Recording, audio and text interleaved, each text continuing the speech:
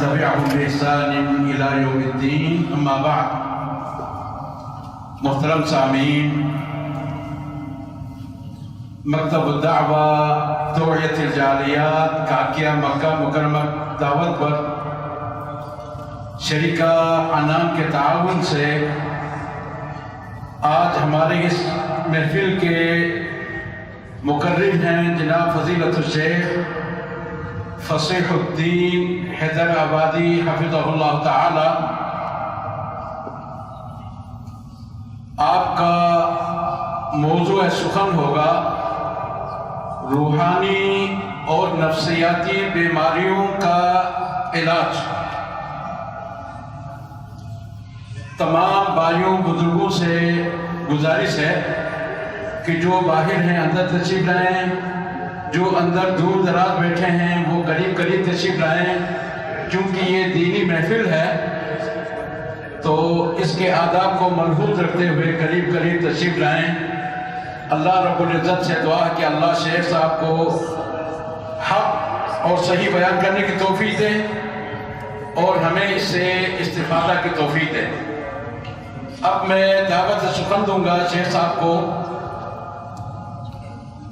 کہ آپ اپنے موضوع کا آغاز فرمائیں.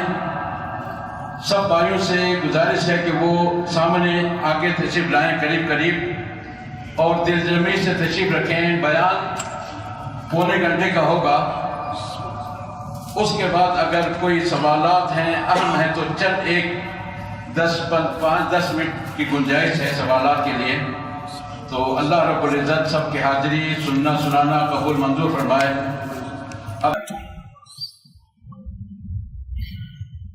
إن الحمد لله نحمده ونستعينه ونستغفره ونعوذ بالله من شرور أنفسنا من يهده الله فلا مضل له ومن يضلل فلا هادي له وأشهد أن لا إله إلا الله وحده لا شريك له وأشهد أن محمدا عبده ورسوله. أما بعد فإن خير الحديث كتاب الله وخير الهدي هدي محمد صلى الله عليه وسلم وشر الأمور محدثاتها وكل محدثة بدعة وكل بدعة ضلالة وكل ضلالة في النار. أعوذ بالله السميع العليم من الشيطان الرجيم من همزه ونفخه ونفثه. بسم الله الرحمن الرحيم. إن الله لا يغير ما بقوم حتى يغيروا ما بأنفسهم. رب اشرح لي صدري ويسر لي أمري واحلل عقدة من لساني يفقه قولي. سبحانك لا علم لنا إلا ما علمتنا إنك أنت العليم الحكيم. إن العزة لله جميعا هو السميع العليم. تمام قسم کی تعریفوں کا حقدار صرف اور صرف اللہ وحدہ لا شریک ہے. میں تعریف کرتا ہوں اس اللہ کی جس نے ساری کائنات کو 6 ایام میں بنا کر اپنے آپ کو عرش پہ مستوی کیا اور اس اللہ کا عرش 7 آسمانوں کے اوپر ہے. پڑھتا ہوں میں درود اور آپ سب بھی پڑھیں درود اللہ کے آخری نبی آخری رسول محمد صلی اللہ علیہ وسلم پر جس رحمت للعالمین پر درود پڑھنے کا حکم دیا ہے اللہ رب العالمین نے. اللہم صلی علی محمد وعلی آل محمد کما صلیت علی ابراہیم وعلى آل إبراهيم إنك حميد مجيد. اللهم بارك على محمد وعلى آل محمد كما باركت على إبراهيم وعلى آل إبراهيم إنك حميد مجيد. سامعین، آج 2 مارچ 2017 کو یہاں اسکان بن لادن میں مسجد عنان میں ہمارے درس کا عنوان ہے روحانی و نفسیاتی بیماریوں کا علاج قرآن اور صحیح حدیث سے۔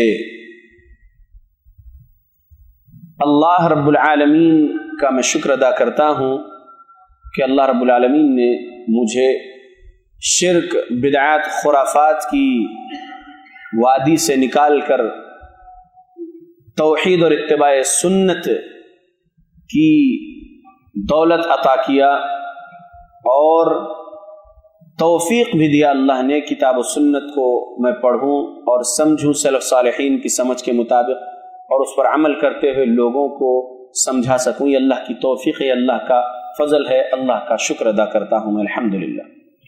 اور میں آپ تمام کا بھی شکریہ ادا کرتا ہوں کہ آپ لوگ الحمدللہ بیٹھے ہیں قرآن اور حدیث کی تعلیم سیکھنے، حاصل کرنے۔ اللہ رب العالمین آپ سب کو جزائے خیر دے۔ اور میں مکتب دعوہ توعیت الجالیات مکہ مکرمہ والوں کا بھی شکریہ ادا کرتا ہوں کہ انہوں نے یہ پروگرام آرگنائز کیے اور مجھے اس لائق سمجھے کہ میں آپ کے سامنے درس دے سکوں۔ اللہ رب العالمین ان سب کو جزائے خیر دے، آمین۔ اللہ رب العالمین نے قرآن مجید میں 114 سورے نازل کیا ہے۔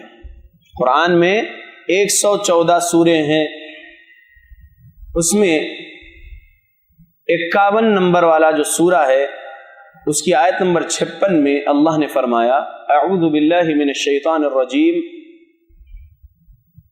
وما خلقت الجن والانس الا لیعبدون۔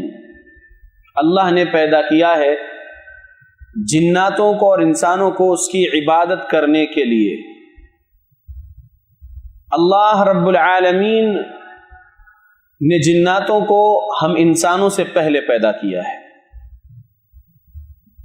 اللہ نے کہا وَخَلَقَ الْجَانَّ مِن مَارِجٍ مِّن نَّارٍ، جناتوں کو اللہ نے آگ کی لو سے پیدا کیا۔ اللہ نے سورہ رحمان کی آیت نمبر 15 میں اس بات کا ذکر کیا، اور سورہ حجر سورہ نمبر 15 کی آیت نمبر 27 میں اللہ نے فرمایا وَالْجَانَّ خَلَقْنَاهُ مِن قَبْلُ مِن نَّارِ السَّمُومِ، اور جناتوں کو ہم نے تم سے پہلے آگ کی لو سے پیدا کیا۔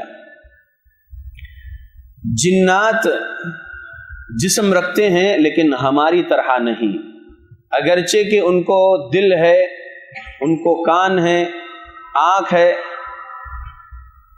لیکن ہماری طرح پانی سے بنی ہوئی مخلوق نہیں ہے۔ وہ ہمارے والد آدم علیہ السلام کے بارے میں اللہ نے کہا کہ کھنکھناتی ہوئی مٹی سے اللہ نے آدم علیہ السلام کو پیدا کیا، اور اولاد آدم کو اللہ نے پیدا کیا پانی سے۔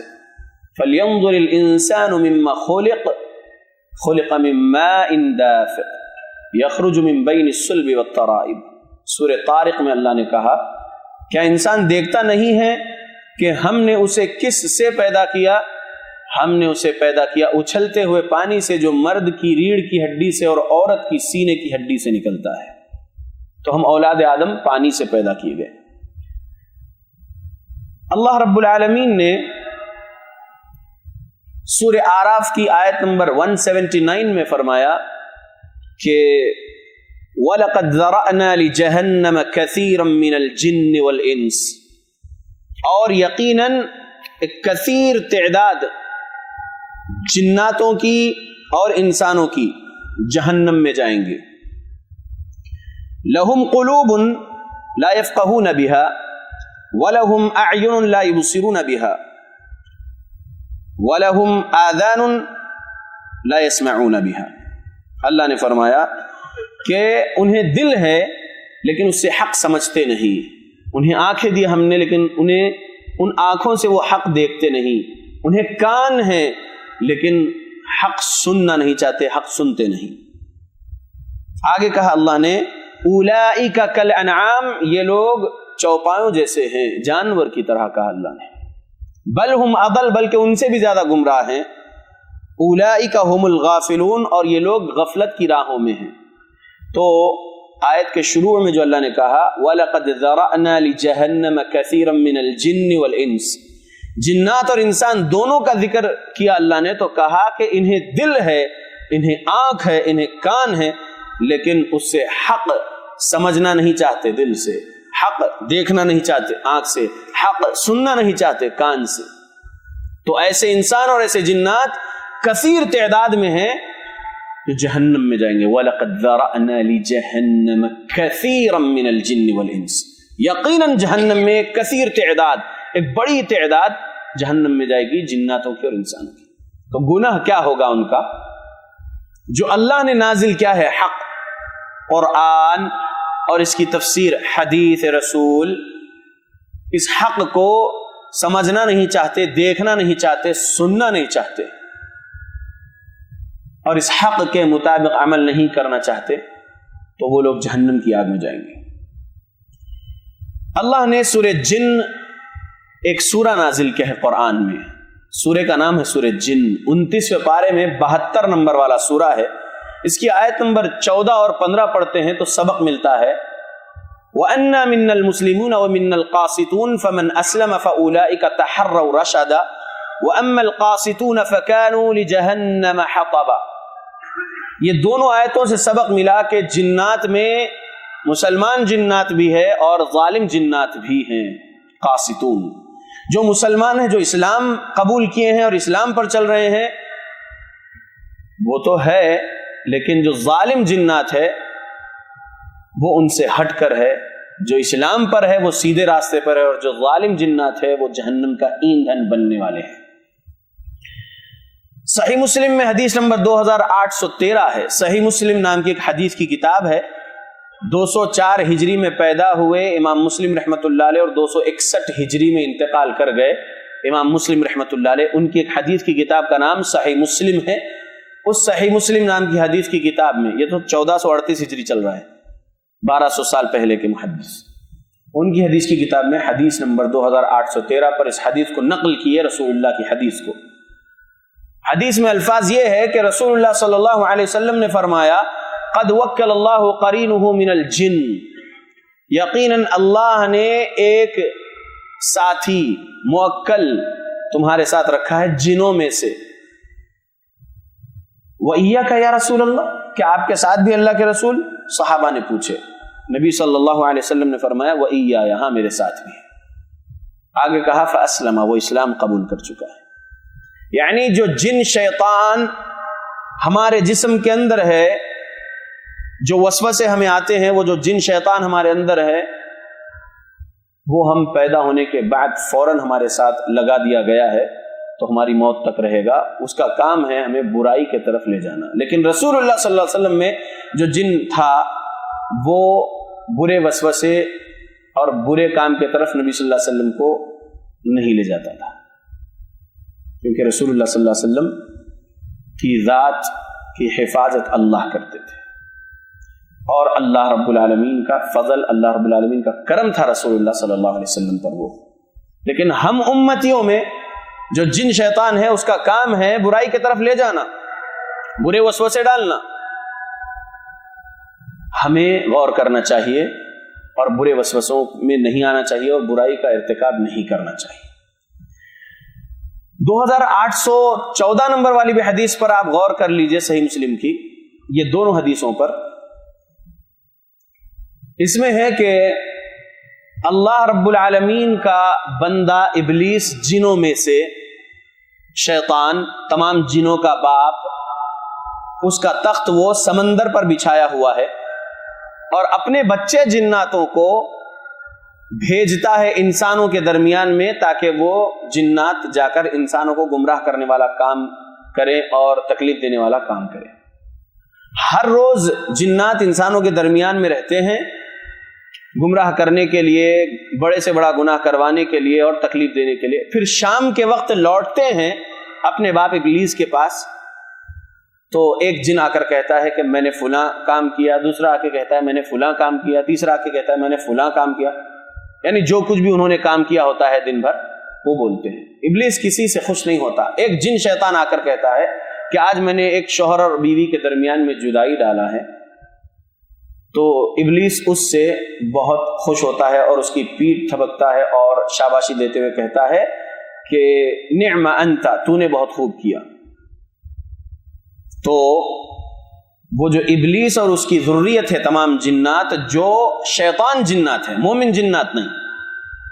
سورہ جن کی آیت نمبر 14 اور 15 میں نے آپ کو سنا چکا. اس میں جو 15 نمبر والی آیت میں غور کیجئے کہ قاسطون جو جہنم کا ایندھن بننے والے جنات ہیں، وہی ابلیس کی اطاعت کرتے ہیں، ابلیس کی فرما برداری میں لگے ہوئے ہیں، قرآن اور حدیث کی پیروی نہیں کرتے. وہ جنات گمراہ کرنے کا کام کرتے ہیں.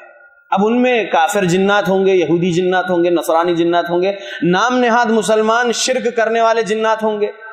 جیسا کہ مسلمانوں میں، انسانوں میں نام کے مسلمان جو شرک کر رہے، بدعات خرافات کر رہے، منافقت میں زندگی گزار رہے، ایسے بہت سارے ہیں. تو ویسے جنات میں بھی ہے.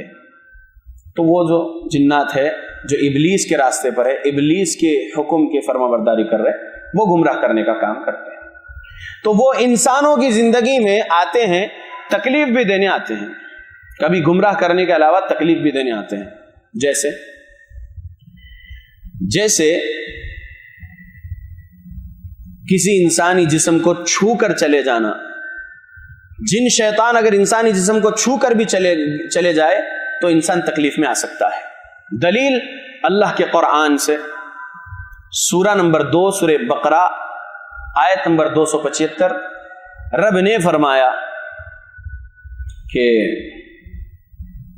یتخبطہ الشیطان من المس، شیطان کے چھو کر چلے جانے سے بھی انسان پاگل ہو سکتا ہے، خبطی ہو سکتا ہے.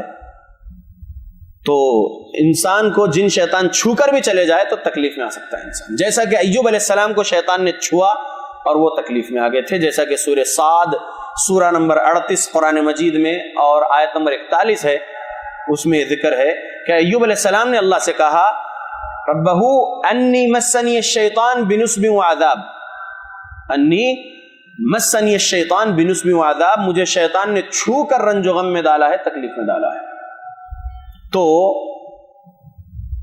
شیطان کے صرف چھو جانے سے بھی، یعنی ابلیس کی ذریت میں جو جن شیاطین ہیں ان میں سے کوئی ایک جن شیطان بھی اگر چھو کر چلے جائے تو تکلیف میں آ سکتا ہے انسان. جی، یہ پہلی قسم کی روحانی بیماری ہے جس کی وجہ سے انسان نفسیاتی بیماری میں جو ہے مبتلا ہو سکتا ہے. دوسری قسم کی روحانی بیماری جو جن شیطان کی وجہ سے ہوتی ہے وہ ہے جن شیطان کا جسم کے اندر داخل ہو جانا. ایک ہے چھو کر چلے جانا، دو دلیل میں نے آپ کو قرآن سے دیا چھو کر چلے جانے کی. اب داخل ہو جانا جسم کے اندر انسان کے ایک جن شیطان تکلیف دینے کے لیے، وہ دلیل ہے سنن ابن ماجہ نام کی حدیث کی کتاب میں، حدیث نمبر 3548. عثمان بن ابی العاص ثقفی رضی اللہ عنہ صحابی رسول ہیں، امامت کے منصب پر تھے. طائف میں تکلیف محسوس ہوئی، جسم بھاری محسوس ہوا، قرآن بھول رہے تھے قرات کرتے وقت. نماز میں نبی صلی اللہ علیہ وسلم کے پاس آئے مدینہ اور اپنی تکلیف بیان کیے. نبی صلی اللہ علیہ وسلم نے ان کو قریب کیا، ان کے سینے پر 3 بار مارے اور بولے اخرج عدو اللہ، نکل جائے اللہ کے دشمن. اور اللہ کے نبی صلی اللہ علیہ وسلم نے ان پر کچھ دم کیے، وہ جن شیطان اس صحابی رسول کے جسم سے نکل گیا. تو یہ دلیل ہے ہمارے پاس کہ انسانی جسم میں جن شیطان داخل ہوتا ہے، ہوا تھا، نبی نکالے اپنے صحابی کے جسم سے. اور کئی دلائل ہے، وقت کم ہے، ایک دلیل کافی ہے. تیسری قسم کی جو روحانی بیماری ہے جو جن شیطان جادو وغیرہ کے سبب ہو سکتی ہے، وہ ہے جادو. جادو قرآن میں 3 قسم کا جادو بیان ہوا ہے. ایک جادو ہے شوہر اور بیوی کے درمیان میں جدائی ڈالنے والا جادو، یفرقون به بین المرء وزوجہ، سورہ بقرہ سورہ نمبر 2 آیت نمبر 102 میں اس کا سبق ملتا ہے. کرنا نہیں ہے جادو، کریں گے تو کفر ہے. جادو سیکھنا کفر، جادو کرنا کفر، جادو کروانا کفر. جادو اگر ہو گیا تو اس کا علاج جادوگر کے پاس جا کر جادو کے ذریعے سے علاج کروانا بھی کفر. جادو 3 قسم کا جو بیان ہوا ہے قرآن میں، وہ ایک ہے شوہر اور بیوی کے درمیان میں جدائی ڈالنے والا جادو. دوسرے قسم کا جادو ہے سورہ طٰہٰ کی آیت نمبر 66 میں، یخیل الیہ من سحرہم انہا تسعی، یخیل الیہ من سحرہم انہا تسعی، اس آیت سے سبق ملتا ہے کہ فرعون نے اپنے جادوگروں سے جو جادو کا کرتب کرنے کو بولا، اور فرعون کے سامنے فرعون کے تمام درباری تھے، موسیٰ علیہ السلام، ہارون علیہ السلام تھے، اور جادوگروں نے اپنا کرتب دکھائے، تو جادوگروں نے اپنے ہاتھ کی رسیاں اور لاٹھیاں ڈالے زمین پر، تو وہ لاٹھیاں رسیاں موسیٰ اور ہارون علیہ السلام اور فرعون اور تمام درباریوں کی آنکھوں میں دوڑتے ہوئے سانپ، رینگتے ہوئے سانپ دکھنے لگے۔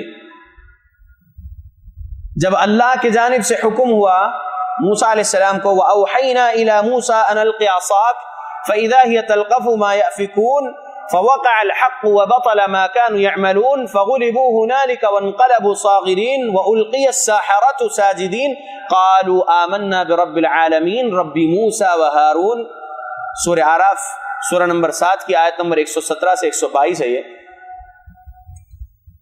تو اس میں سبق ملتا ہے کہ جب موسیٰ علیہ السلام اللہ کے حکم سے ان کے ہاتھ میں تھا سو عصا نیچے ڈالے تو وہ اژدہا بن گیا اللہ کے حکم سے، اور وہ جو لاٹھی اور رسی جادوگروں کی نظر میں تھی، وہ لاٹھی اور رسیوں کو نگل رہا تھا وہ اژدہا جادوگروں کی نظر میں، اور تمام وہاں پر جو موجود تھے فرعون اور درباری اور موسیٰ اور ہارون علیہ السلام، ان کی نظر میں یہ دکھ رہا تھا کہ اژدہا چھوٹے سانپ جو بنے ہوئے ہیں ان کو نگل رہا ہے۔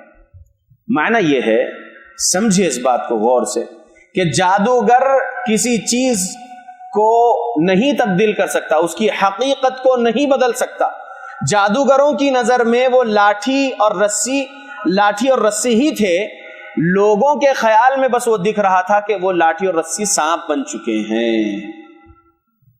اور جب جادوگروں نے دیکھا کہ موسیٰ کا عصا اژدہا بن گیا ہے سچ میں، اور ان لاٹھیوں رسیوں کو نگلنے لگا، تو جادوگر سمجھ گئے کہ موسیٰ جادوگر نہیں ہے بلکہ سچے نبی ہے، اور یہ اگر جادوگر ہوتے تو ان کا عصا ہم کو عصا ہی دکھتا، اژدہا نہیں دکھتا۔ اور وہ لوگ سجدہ کر گئے اور اللہ رب العالمین پر ایمان لائے جادوگر لوگ۔ تو یہ دوسرے قسم کا جادو، جو میجیکل شوز دکھانے والے، جو کرتب دکھانے والے لوگ ہوتے، حقیقت کو نہیں تبدیل کر سکتے وہ لوگ، بس لوگوں کے خیال میں اپنے جادوئی منتر سے کوئی چیز کو بدل کے دکھاتے ہیں، تبدیل کر کے دکھاتے ہیں، لیکن حقیقت نہیں بدل سکتی۔ تیسرے قسم کا جو جادو ہے وہ یہ ہے، وَمِن شَرِّ النَّفَّاثَاتِ فِي الْعُقَدِ، یعنی گرہ ڈالنے والا جادو۔ جادوگر نہیں ہے، جادوگر لوگ جو دھاگوں میں، رسیوں میں جو ہے گیٹھیاں ڈالتے ہیں، نوٹس، گرہ لگاتے ہیں اور کچھ جادوئی منتر پڑھ کے اس پر پھونکتے ہیں، اس سے جادو ہو سکتا ہے۔ سحر امراض کہتے ہیں اسے، یعنی مختلف بیماریوں میں مبتلا کرنے والا جادو۔ تو یہ 3 قسم کا جادو ہے۔ اب ہم تیسرے قسم اور پہلی قسم والی جادو کی بات کر لیں۔ اگر شوہر اور بیوی کے درمیان میں جدائی ڈالنے والا جادو کر دیا گیا ہے تو اس کا علاج کیسے کیا جاتا ہے وہ بتا دوں گا انشاءاللہ۔ اور تیسرے قسم کا جادو جو سحر امراض ہے، یعنی مختلف بیماریوں میں مبتلا کر دینے والا جادو کیا گیا تھا اور جادو اثر بھی ہو گیا ہے۔ جادوگر کے پاس اتنی طاقت نہیں ہے کہ وہ کچھ کر دے اور جس پر کیا جا رہا ہے اس کو وہ تکلیف ہو جائے، نہیں، اللہ رب العالمین کے حکم سے ہی جادو اثر کرتا ہے۔ وما هم بضارین به من احد الا باذن اللہ، جادو اللہ کے حکم سے ہی اثر ہوگا، اور اللہ جادوگر کی مدد نہیں کرتے اس کے جادو میں۔ اللہ کے حکم سے جادو اثر کر رہا ہے تو نہیں، اللہ آزمانا چاہتے ہیں جس پر جادو کا اثر ہو رہا ہے اسے اگر اللہ آزمانا چاہتے ہیں تو وہ اللہ کے حکم سے جادو کا اثر ہوگا۔ یہ بات ذہن میں رکھیے، جادو آزمائش کے لیے ہے۔ رسول اللہ صلی اللہ علیہ وسلم پر جادو کیا گیا تھا، صحیح بخاری میں حدیث ہے 5763 نمبر والی حدیث، عائشہ رضی اللہ عنہا بیان کرتی ہیں، لمبی حدیث ہے، رسول اللہ پر جادو ہوا تھا۔ لبید بن اعصم نام کے یہودی نے جادو کیا تھا نبی صلی اللہ علیہ وسلم پر۔ آپ صلی اللہ علیہ وسلم کو جادو کی وجہ سے تکلیف یہ تھی کہ آپ بندھا ہوا محسوس کرتے تھے اپنے آپ میں، اور کچھ بھولنے کی کیفیت ہو گئی تھی رسول اللہ صلی اللہ علیہ وسلم کی۔ شریعت نہیں بھولتے تھے، بس اپنی بیویوں کے پاس جانے کی باری بھول رہے تھے وغیرہ۔ تو جادو برحق ہے، جادو اللہ ہی نے نازل کیا آزمائش کے لیے، جادو کفر ہے، اور اگر ہو جائے جادو تو قرآن سے اس کا علاج ہوتا ہے، جادو سے جادو کا علاج نہیں کرنا چاہیے، وہ کرنا کفر ہے اور ہوتا بھی نہیں۔ چوتھی قسم کی جو روحانی بیماری ہے وہ یہ ہے نظر بد۔ صحیح بخاری میں حدیث موجود ہے 5738 اور 5740، یہ دونوں حدیثیں دیکھ لیجئے۔ نظر بد لگنا حق ہے، کسی کی خوبصورتی پر نظر بد لگ سکتی، کسی کا ماشاءاللہ جسم میں صحت مند نظر لگ سکتی ہے، کسی کا اچھا کاروبار ہے اس پر نظر لگ سکتی ہے، نظر لگ سکتی ہے، بے جان چیز پر بھی جو ہے نظر لگ سکتی ہے، نظر کا لگنا حق ہے۔ العین حق کہا رسول اللہ صلی اللہ علیہ وسلم نے۔ ایک صحابی کی دوسرے صحابی کو نظر بد لگی تھی، 3888 نمبر والی حدیث ہے سنن ابو داؤد میں۔ سہل بن حنیف رضی اللہ عنہ کو عامر بن ربیعہ رضی اللہ عنہ کی نظر بد لگی تھی، تو نظر بد کا لگنا حق ہے۔ یہ 4 بیماریوں کے بعد اگر 5ویں کوئی روحانی بیماری ہے تو وہ ہے شک، اور شک کا علاج لوگ کہتے ہیں کسی کے پاس نہیں ہے، لیکن میں کہوں گا یا ایھا الناس قد جاءتکم موعظۃ من ربکم وشفاء لما فی الصدور وہدی ورحمۃ للمؤمنین۔ سورہ یونس سورہ نمبر 10 آیت نمبر 57۔ قرآن ہے اس کا علاج، شک کا بھی علاج، یعنی سینوں میں جو کچھ بھی بیماری ہے اس کا علاج۔ سینے میں کفر ہے، سینے میں شرک ہے، سینے میں بدعات خرافات ہے، منافقت ہے، شک ہے، جو بھی ہے ان سب کا علاج ہے انشاءاللہ، رب نے کہا۔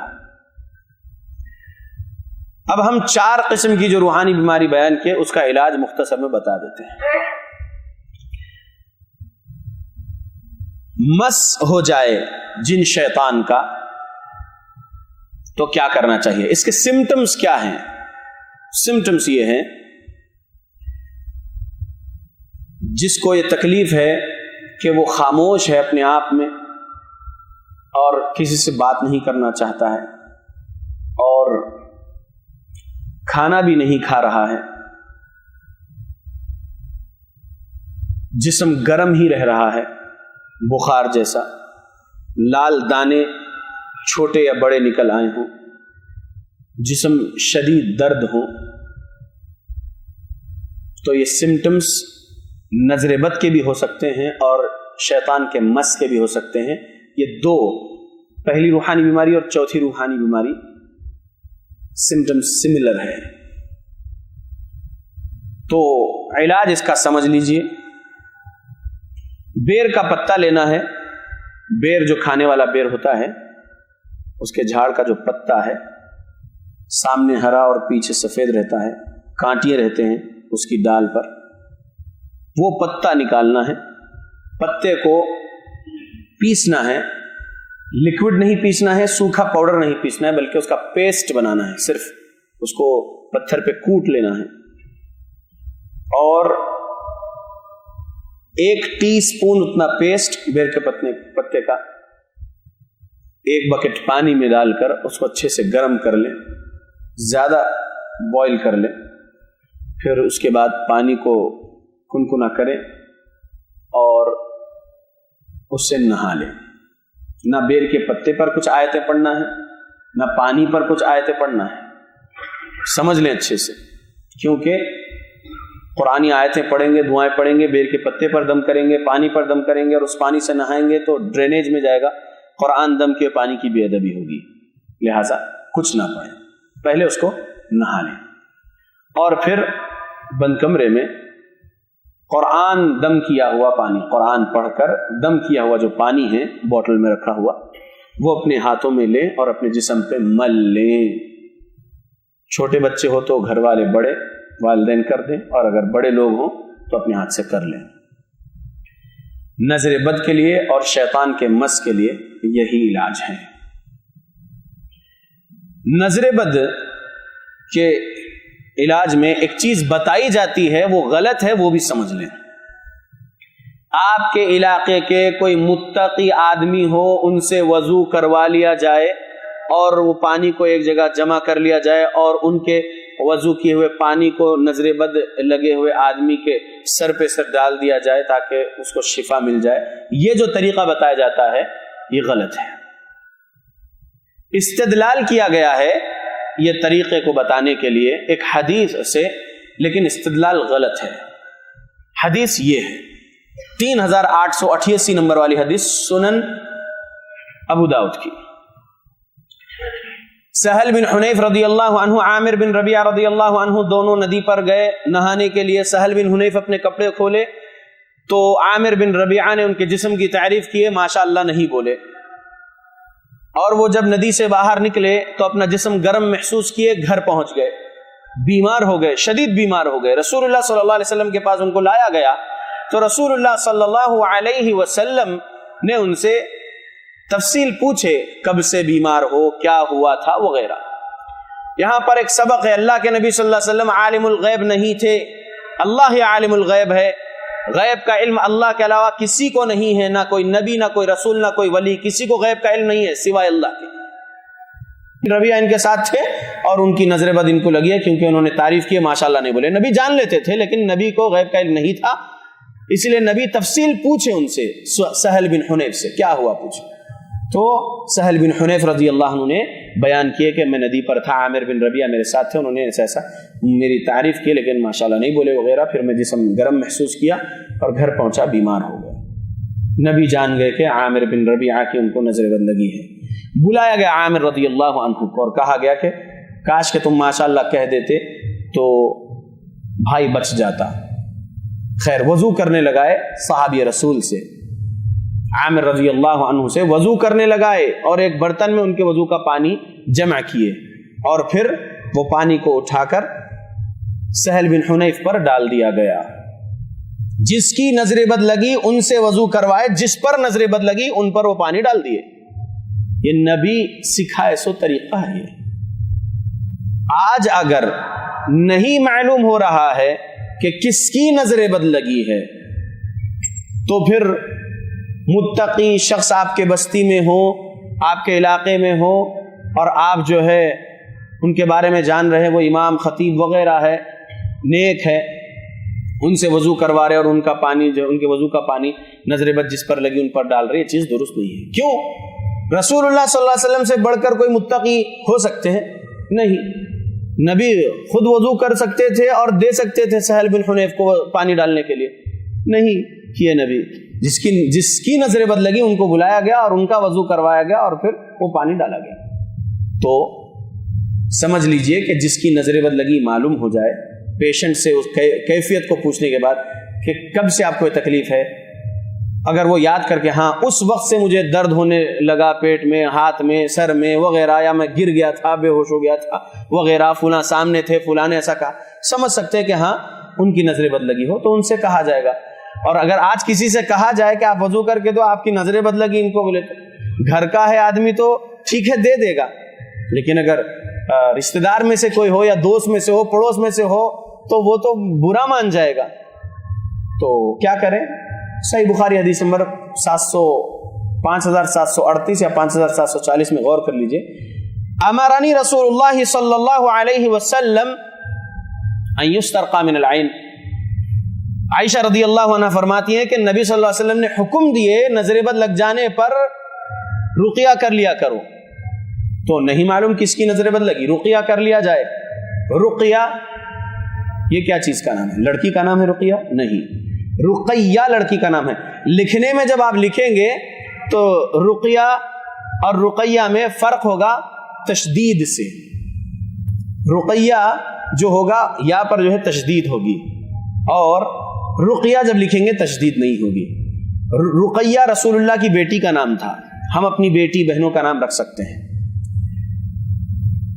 रुक़िया कुछ पढ़कर दम करना, अरबी में रुक़िया कहते हैं। क्या पढ़कर दम करना? कुरान की आयतें और मसनून दुआएं पढ़कर दम करना, और जो किताब और सुन्नत से नहीं टकराने वाले अल्फाज हो, अरबी में हो, जो नुसूस शरइया से नहीं टकरा रहे, वो पढ़कर दम करना, तो इसे रुक़िया कहते हैं। तो रुक़िया कर लिया जाए। तो پڑھ کر پانی پہ دم کر لے، پانی پی لے، پانی لگا لے جسم پر، انشاءاللہ کوئی حرج نہیں ہے. لا بأس بالرقى ما لم تكن شرکا، نبی صلی اللہ علیہ وسلم نے فرمایا ہے. یہ حدیث 3886 نمبر والی حدیث سنن ابی داؤد میں ہے. ٹھیک ہے، تو نظر بد اور مس شیطان کا ہو جائے تو یہ بیر کے پتے سے جو ہے نہلا دینا، بیر کے پتے کو پانی میں بوائل کر کے، اور قرآن دم کیا ہوا پانی جو ہے لگا لینا، یہ علاج ہے. اور قرآن سننا بھی پیشنٹ، قرآن سنائیے، قرآن کی قرات سنائیے. کیا ہوگا قرآن کی قرات سننے سے؟ رحمت حاصل ہوگی. اللہ نے قرآن میں سورہ اعراف سورہ نمبر 7 کی آیت نمبر 204 میں فرمایا وَإِذَا قُرِئَ الْقُرْآنُ فَاسْتَمِعُوا لَهُ وَأَنصِتُوا لَعَلَّكُمْ تُرْحَمُونَ. اور جب کبھی قرات کی جائے قرآن کی تو خاموش رہو اور غور سے سنو تاکہ تم پر رحم کیا جائے. تو قرآن خاموشی سے سنیں گے تو اللہ کی رحمت حاصل ہوگی، انشاءاللہ بیماری کٹے گی. تو قرآن سنایا جائے مریض کو. اور اگر مریض قرآن پڑھنا جانتے ہیں تو قرآن پڑھ بھی لیں اور اپنے آپ پر دم کر لیں، بہت اچھی بات ہے. قرآن پڑھنے سے اللہ کی حفاظت میں رہیں گے انشاءاللہ. یہ 2 روحانی بیماری کا علاج ہے مختصر میں. پہلی شیطان کا مس ہو جائے تو، اور چوتھی جو نظر بد لگ جائے تو. اب جو دوسری اور تیسری قسم کی یعنی 4 روحانی بیماریوں میں سے دوسری یعنی جن شیطان جسم میں داخل ہو جائے تو کیا کرنا ہے، اور جادو کرا دیا گیا، جادو ہو گیا تو کیا کرنا ہے وہ بھی سمجھ لیں. جن شیطان اگر انسانی جسم میں داخل ہوا ہے تو وہ 4 ریزنز کی وجہ سے داخل ہوتا ہے. 4 ریزنز، 4 وجوہات. پہلی وجہ انتقامی طور پر داخل ہوتا ہے انسانی جسم میں جن شیطان. انتقامی طور پر یہ کیا بات ہے؟ اس قرآن میں آیت ہے سورہ صاد سورہ نمبر 38 آیت نمبر 81-82 ہے. دیکھیں آپ، اللہ نے فرمایا کہ قال فبعزتك لأغوينهم اجمعين الا عبادك منهم المخلصين. رب نے فرمایا کہ ابلیس نے کہا تھا اللہ سے اس زمین پر پھینکے جانے سے پہلے، کہا اللہ سے تیرے عزت کی قسم میں اغوا کر کے رہوں گا ایک بڑی جماعت کو اولاد آدم کی، سوائے تیرے ان بندوں کے جو مخلص ہوں گے. اللہ ہم سب کو مخلص بنائے، آمین.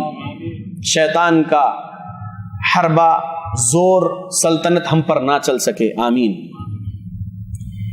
تو اللہ کے بندو غور کرو اس بات پر کہ انتقامی طور پر جن شیطان انسانی زندگی میں آتے ہیں تکلیف دیتے. کیا انتقام، کیا بدلہ؟ جہنمی قرار دیا گیا، اللہ کی نافرمانی کیا تھا، آدم کو سجدہ نہیں کرنے کی وجہ سے جہنمی قرار دیا گیا. اللہ کا حکم تھا، نہیں مانا تو ضد میں آ گیا کہ جو ہے میں اس کی اولاد کو گمراہ کروں گا، اپنے ساتھ جہنم میں لے جانے کا کام کروں گا. وہ انتقام، وہ بدلہ لے رہا ہے تو گمراہ کرنے کا کام کرتا ہے. داخل بھی ہو جاتے ہیں جنات شیاطین جسم میں، تکلیف دیتے ہیں. تو ایک وجہ ہے جسم میں داخل ہونے کی انتقامی طور پر. دوسری وجہ ہے انسانی جسم میں جن داخل ہونے کی، جن شیطان داخل ہونے کی، وہ ہے عاشقی کے طور پر. اور جب داخل ہوتا ہے کسی عورت یا لڑکی میں جن شیطان عاشقی کے طور پر تو وہ اس سے جماع کرتا ہے، جسے ہم زنا کہہ سکتے ہیں. زنا ہے وہ. ایک جن شیطان مرد کسی انسانی عورت کے ساتھ جماع کر رہا ہے تو وہ زنا ہے. اور ایسے زانی جن پر آیتیں پڑھنا قرآن کی سورہ بنی اسرائیل سورہ نمبر 17 آیت نمبر 32 وَلَا تَقْرَبُوا الزِّنَا إِنَّهُ كَانَ فَاحِشَةً وَسَاءَ سَبِيلًا، اور سورہ نور کی آیت نمبر 1 2 3 سورہ نمبر 24 ہے سورہ نور، اس کی آیت نمبر 1 2 3 میں آپ غور کیجئے، آپ کو سبق ملتا ہے. اس میں زنا کا ذکر ہے. اللہ نے کہا بسم اللہ الرحمن الرحیم سورۃ انزلناها وفرضناها وانزلنا فيها آیات بینات لعلکم تذکرون الزانیة والزانی فاجلدوا كل واحد منهما 100 جلدة ولا تأخذكم بهما رأفة في دين الله إن كنتم تؤمنون بالله واليوم الآخر وليشهد عذابهما طائفة من المؤمنين الزاني لا ينكح إلا زانية أو مشركة والزانية لا ينكحها إلا زان أو مشرك وحرم ذلك على المؤمنين. یہ 3 آیتیں اور سورہ بنی اسرائیل کی آیت نمبر 32 اور سورہ زخرف سورہ نمبر 43 کی آیت نمبر 74 سے 89، اور وہ آیت قرآن میں سے جن آیتوں میں جہنم کا ذکر ہے، عذاب کا ذکر ہے، قیامت کا ذکر ہے، وہ آیتیں پڑھیں، موت کا ذکر ہے، وہ آیتیں پڑھیں، تو وہ زانی جن شیطان جو عاشقی کے طور پر داخل ہے کسی انسانی عورت میں، وہ نکل کے بھاگ جائے گا انشاءاللہ، وہ برداشت نہیں کر سکے گا قرآن کو۔ اور اگر کوئی مرد آدمی میں یا لڑکے میں کوئی جن عورت داخل ہو جائے اور جماع کر رہی ہے، ہوتا ہے ایسا، کئی واقعات ہمارے سامنے آئے ہیں، لوگ آ کے اپنی تکلیف بیان کیے ہیں، تو ان مردوں کو بھی چاہیے اگر وہ کیفیت ہے کہ کوئی عورت ہے جسم میں جن شیطان، اور آپ ہمیشہ جب کبھی اٹھ رہے، فجر سے پہلے اٹھ رہے، دن میں سو کر اٹھ رہے اور دیکھ رہے ہیں کہ اٹھنے کے بعد کچا ہے، تو سمجھ لیجئے کہ جن شیطان ہے عورت جو جماع کر رہی ہے، تو وہ مرد بھی یہ آیتیں پڑھیں یا سنیں جو میں نے ابھی بیان کی۔ تیسری وجہ جو جن شیطان انسانی جسم میں داخل ہونے کی، وہ ہے جادوئی طور پر آپ سے حسد جلن کرنے والا کوئی آپ کا پہچان کا، چاہے رشتہ دار ہو، چاہے پڑوسی ہو، چاہے دوست ہو، جو انجان ہے وہ تو آپ پر کیا کرے گا؟ کچھ نہیں کرے گا، آپ کے بارے میں کچھ جانتا نہیں ہے، نہ آپ کا نام، نہ آپ کی والدہ کا نام، نہ آپ کی کوئی چیز چرا سکتا ہے جادو کروانے کے لیے، جو پہچان کا ہے وہی کر سکتا ہے۔ تو وہ اگر کوئی چیز چرا لے، آپ کے کپڑا جیسے جس پر آپ کا پسینہ لگا ہو، انڈر گارمنٹس یا پھر پینٹ شرٹ یا جو کچھ بھی، یا سر کے بال یا آپ کی کنگھی یا آپ کا ساکس یا آپ کا شوز، جس پر آپ کا پسینہ لگا ہو وہ چیز چرا لیں، آپ کے ناخن، اور جادوگر کے پاس جائے، جادو کروا دے، اور جادوگر جادو کر دے، اور اللہ کا حکم بھی ہو جائے آپ پر، آزمائش کے طور پر وہ جادو اثر بھی ہو جائے، تو وہ جادو کے ذریعے سے جن مسلط کروانا چاہے جادوگر، تو جن شیطان جو اس کے پاس اس نے رکھا ہے، انسان چاہے مسلمان نام کا حقیقت میں کافر ہو چکا شخص جادوگر، اور جو سچ میں کافر ہے جادوگر ہے، ایک مسلمان ہے لوگوں کے پاس، لیکن وہ جادو سیکھا، جادو کر رہا ہے، تو وہ مسلمان باقی نہیں ہے۔ اسلامی حکومت ہو تو اس کا تو سر اس کے جسم سے الگ کرنا ہے، یہی سزا ہے، جادوگر کافر ہو چکا ہے وہ۔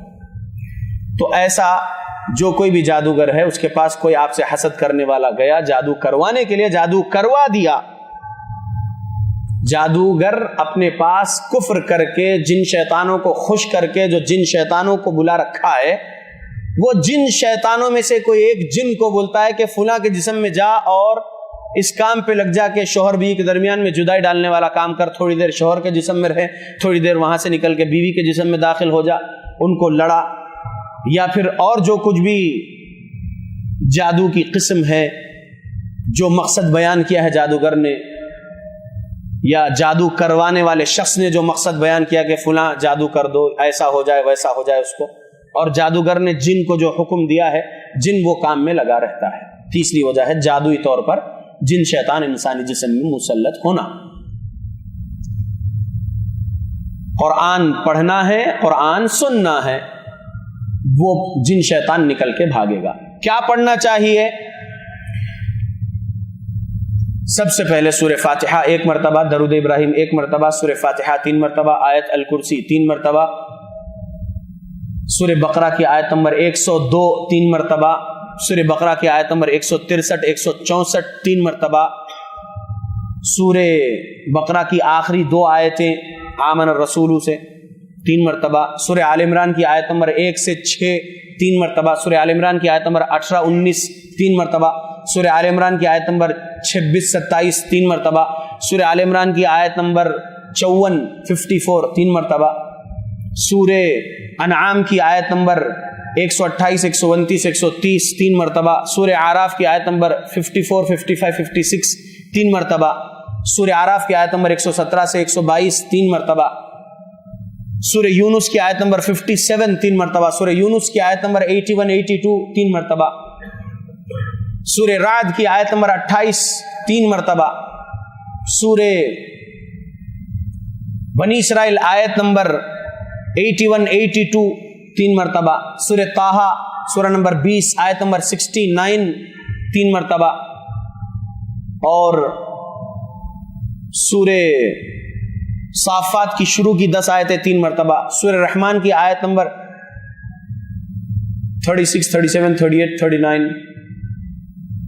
جی، یا معشر الجن والانس سے جو آیتیں ہیں سورہ رحمان کی وہ 3 مرتبہ، اور سورہ حشر کی آخری 4 آیتیں 21 سے 24، اور سورہ اخلاص، سورہ فلق، سورہ ناس آخر میں، اور پھر درود ابراہیم 1 مرتبہ، سورہ فاتحہ آخر میں، سب سے آخر میں 1 مرتبہ۔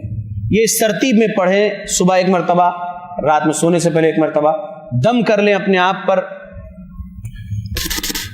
پڑھنے تک بات نہیں کرنا درمیان میں، اور جو سلائیوا، جو تھوک زبان پہ جم رہا ہے، اس تھوک کو اپنے ہاتھ پر ایسا دم کرنا ہے، اور وہ اپنے جسم پر لگانا ہے ایسا جہاں تک ہاتھ گئے، اور پھر پانی میں تھوک دینا نہیں ہے، پھونکنا نہیں ہے، دم کرنا یعنی ڈاٹ، تھوک کا ایک ڈراپ نہیں، ایک ڈاٹ اتنا اس پانی میں گرنا ہے، اور پھر وہ پانی پینا ہے، ہتھیلیوں پہ لے کے وہ پانی جسم پہ لگانا ہے، اور زیتون کے تیل پر بھی سیم دم کر لیا جائے، اور اس سے مالش کرے جسم میں جہاں کہیں درد ہو۔ شہد پر دم کر لیں، شہد صبح جو ہے ناشتے سے قبل کھا لیں، کلونجی کے بیج چابے ناشتے سے قبل، چھوٹے چمچے سے پاؤ چمچ، یہ جادو انشاءاللہ کٹ جائے گا، اور وہ جن شیطان کو تکلیف ہوگی ان آیتوں سے۔ اور اگر ضد کر رہا ہے، یہ سب پڑھ رہے ہیں، کچھ لوگ کہتے ہیں یہ سب پڑھ رہے ہیں اس کے باوجود بھی جن شیطان نہیں نکل رہا، تو کیا کریے؟ موت کا ذکر جن آیتوں میں ہے، وجاءت سکرۃ الموت بالحق، یہ ہے کل نفس ذائقۃ الموت اینما تکونوا یدرککم الموت ولو کنتم فی بروج مشیدہ، سورہ نساء کی آیت نمبر 78 ہے غالباً، یہ اس آیت کا ایک حصہ ہے، پڑھیے۔ موت کا ذکر قرآن میں جہاں کہیں ہے پڑھیے، جہنم کا ذکر قرآن میں جہاں کہیں ہے وہ آیتیں پڑھیے، قیامت کا ذکر قرآن میں جہاں کہیں ہے وہ آیتیں پڑھیے۔ ان بطش ربک لشدید، سورہ بروج کی آیت ہے، یہ پڑھیے، جن شیطان کو تکلیف ہوگی نکل کے بھاگے گا انشاءاللہ۔ تو یہ تیسرے قسم سے جو تیسری وجہ ہے جن انسانی جسم میں داخل ہونے کی، وہ جادو۔ اور چوتھا ریزن، چوتھی وجہ انسانی جسم میں جن شیطان داخل ہونے کی، وہ ہے اللہ مسلط کر دیتے ہیں۔ اللہ اکبر، اللہ مسلط کر دیتے ہیں، جی ہاں۔ دلیل سورہ زخرف، سورہ نمبر 43 آیت نمبر 36، وَمَن يَعْشُ عَن ذِكْرِ الرَّحْمَنِ نُقَيِّضْ لَهُ شَيْطَانًا فَهُوَ لَهُ قَرِينٌ، اور جو کوئی بھی رحمان کے ذکر سے غافل ہو جاتا ہے، رحمان اس پر مسلط کر دیتے ہیں ایک شیطان جو اس کا ساتھی بن کے رہ جاتا۔ اب اس آیت میں شیطان ورڈ بھی ہے اور قرین ورڈ بھی ہے، تو لوگ کہتے ہیں کہ جو قرین انسانی جسم میں ہے وہی ہے، اسی کی بات چل رہی، نہیں، اس کی بات نہیں، وہ تو ہر ایک کے ساتھ لگا ہوا ہے، رسول اللہ کے ساتھ بھی تھا، جیسا کہ میں نے آپ کو صحیح مسلم کی شروع میں حدیث بیان کر دیا 2813 یا 2814، غور کر لیجئے کہ ہر انسان کے ساتھ اللہ نے اس کے پیدا ہونے کے ساتھ ہی ساتھ ایک قرین من الجن لگا چکا ہے۔ یہ جو قرین شیطان کی بات اللہ کر رہے ہیں سورہ زخرف میں، وَمَن يَعْشُ عَن ذِكْرِ الرَّحْمَنِ، جو ذکر رحمان سے غفلت اختیار کر جاتا ہے، نُقَيِّضْ لَهُ شَيْطَانًا فَهُوَ لَهُ قَرِينٌ، اللہ اس پر شیطان مسلط کر دیتے ہیں جو اس کا ساتھی بن جاتا ہے۔ اور میں نے اپنے تجربے میں 2008 سے میں راقی ہوں، رقیہ شرعیہ کر رہا ہوں الحمدللہ، اور 2008 سے میں معالج ہوں، علاج کر رہا ہوں الحمدللہ، 2008 سے ہی میں اہل حدیث ہوں الحمدللہ، 2008 سے پہلے 2006 2007 میں دیوبندی تبلیغی رہا، اور 2005 تک میں جو ہے بریلوی رہا۔ خیر، تو میں 2008 سے اہل حدیث بننے کے بعد سے رقیہ شرعیہ کر رہا ہوں اللہ کے فضل و کرم سے، تو میں دیکھ رہا ہوں کہ 3 ریزنز جو میں بولا آپ کو کہ انتقامی طور پر جسم میں داخل ہونا کوئی جن شیطان، یا جادوئی طور پر، یا جو ہے عاشقی کے طور پر، یہ اب تک میں نے تجربے میں دیکھا، لیکن اللہ نے مسلط کیا سو جن شیطان والا پیشنٹ میں نے آج تک نہیں دیکھا۔ شاید وہ نہیں ظاہر ہوتا ہو اور وہ بندہ جو ہے گمراہ ہی رہتا ہو، پورے طور پر اسلام سے دور ہوتا ہو، اللہ اعلم۔ تو اللہ کے بندو، علاج کرنا بہت آسان ہے۔ آج شفا کے ٹھیکیدار بہت بیٹھے ہوئے ہیں ہمارے ہندوستان، پاکستان، بنگلہ دیش اور پھر دیگر ممالک میں، برطانیہ میں، اور یہاں پر بھی ہے بہت سارے، اس سعودی عرب میں بھی علاج کرنے والے لوگ، لیکن یہاں پر علاج کرنے والے جو لوگ ہیں، میں نے آج تک نہیں دیکھا اور نہیں سنا کہ یہاں پر تعویذ گنڈے پلیتے نیمبو ناریل مرچی سے علاج کرنے والے لوگ ہیں بول کر، میں نے آج تک نہیں سنا. لیکن سعودی عرب کے علاوہ ممالک میں تعویذ گنڈا پلیتا نیمبو ناریل مرچی مرغا بکرا بھلاویں کوڑیاں سیپیاں وغیرہ لے کر علاج کرنے والے حضرت اور بابا اور مفتی صاحب اور عالم صاحب اور عامل صاحب اور حافظ صاحب وغیرہ تو ہے بہت سارے. نام کے مفتی، نام کے عالم، نام کے حافظ، نام کے فلاں، نام کے حضرت، اگر وہ شرک اور بدعت خرافات والا علاج کر رہے تو پھر وہ صحیح آدمی نہیں ہے. یاد رکھیے تعویذ پہننا شرک ہے. اللہ کے نبی صلی اللہ علیہ وسلم کی حدیث، مسند احمد نام کی حدیث کی کتاب میں حدیث نمبر 17423 17423 نمبر والی حدیث ہے انشاءاللہ مسند احمد میں. عقبہ بن عامر رضی اللہ عنہ غالباً اس کے راوی ہیں. آپ دیکھیں تو یہ حدیث میں الفاظ رسول ہے، من علق تمیمۃ فقد اشرک، جو کوئی بھی بندہ تعویذ لٹکایا اس نے شرک کیا یقیناً. تو تعویذ پہننا شرک ہے. تو جو عامل صاحب، حافظ صاحب، مفتی صاحب، فلانے صاحب تعویذ لکھ کر دے رہے ہیں ہاتھ پر پہننے کی، گلے میں لٹکانے کی، یا کمر پہ باندھنے کی، یا پھر اور جسم پہ کہیں بھی باندھنے کی، یا تعویذ نہیں لکھ کر دے رہے، بس کالا دھاگا، لال دھاگا، ہرا دھاگا، پیلا دھاگا اس پر کچھ پڑھ کر دے رہا ہوں بلکہ اگر دے رہے تو وہ بھی پہننا شرک، کیونکہ وہ بھی تمیمہ ہے. تمائم کی جتنی اقسام ہے وہ شرک ہے پہننا. شفا کی امید سے پہنو، حفاظت کی امید سے پہنو. حفاظت کرنے والا الحفیظ اللہ ہے، شفا دینے والا الشافی اللہ ہے. کوئی تعویذ گنڈا پلیتا آپ کو حفاظت نہیں دے سکتا اور شفا نہیں دے سکتا، یاد رکھیے. تو یاد رکھ لیجئے کہ قرآن پڑھنا ہے اور دم کرنا ہے.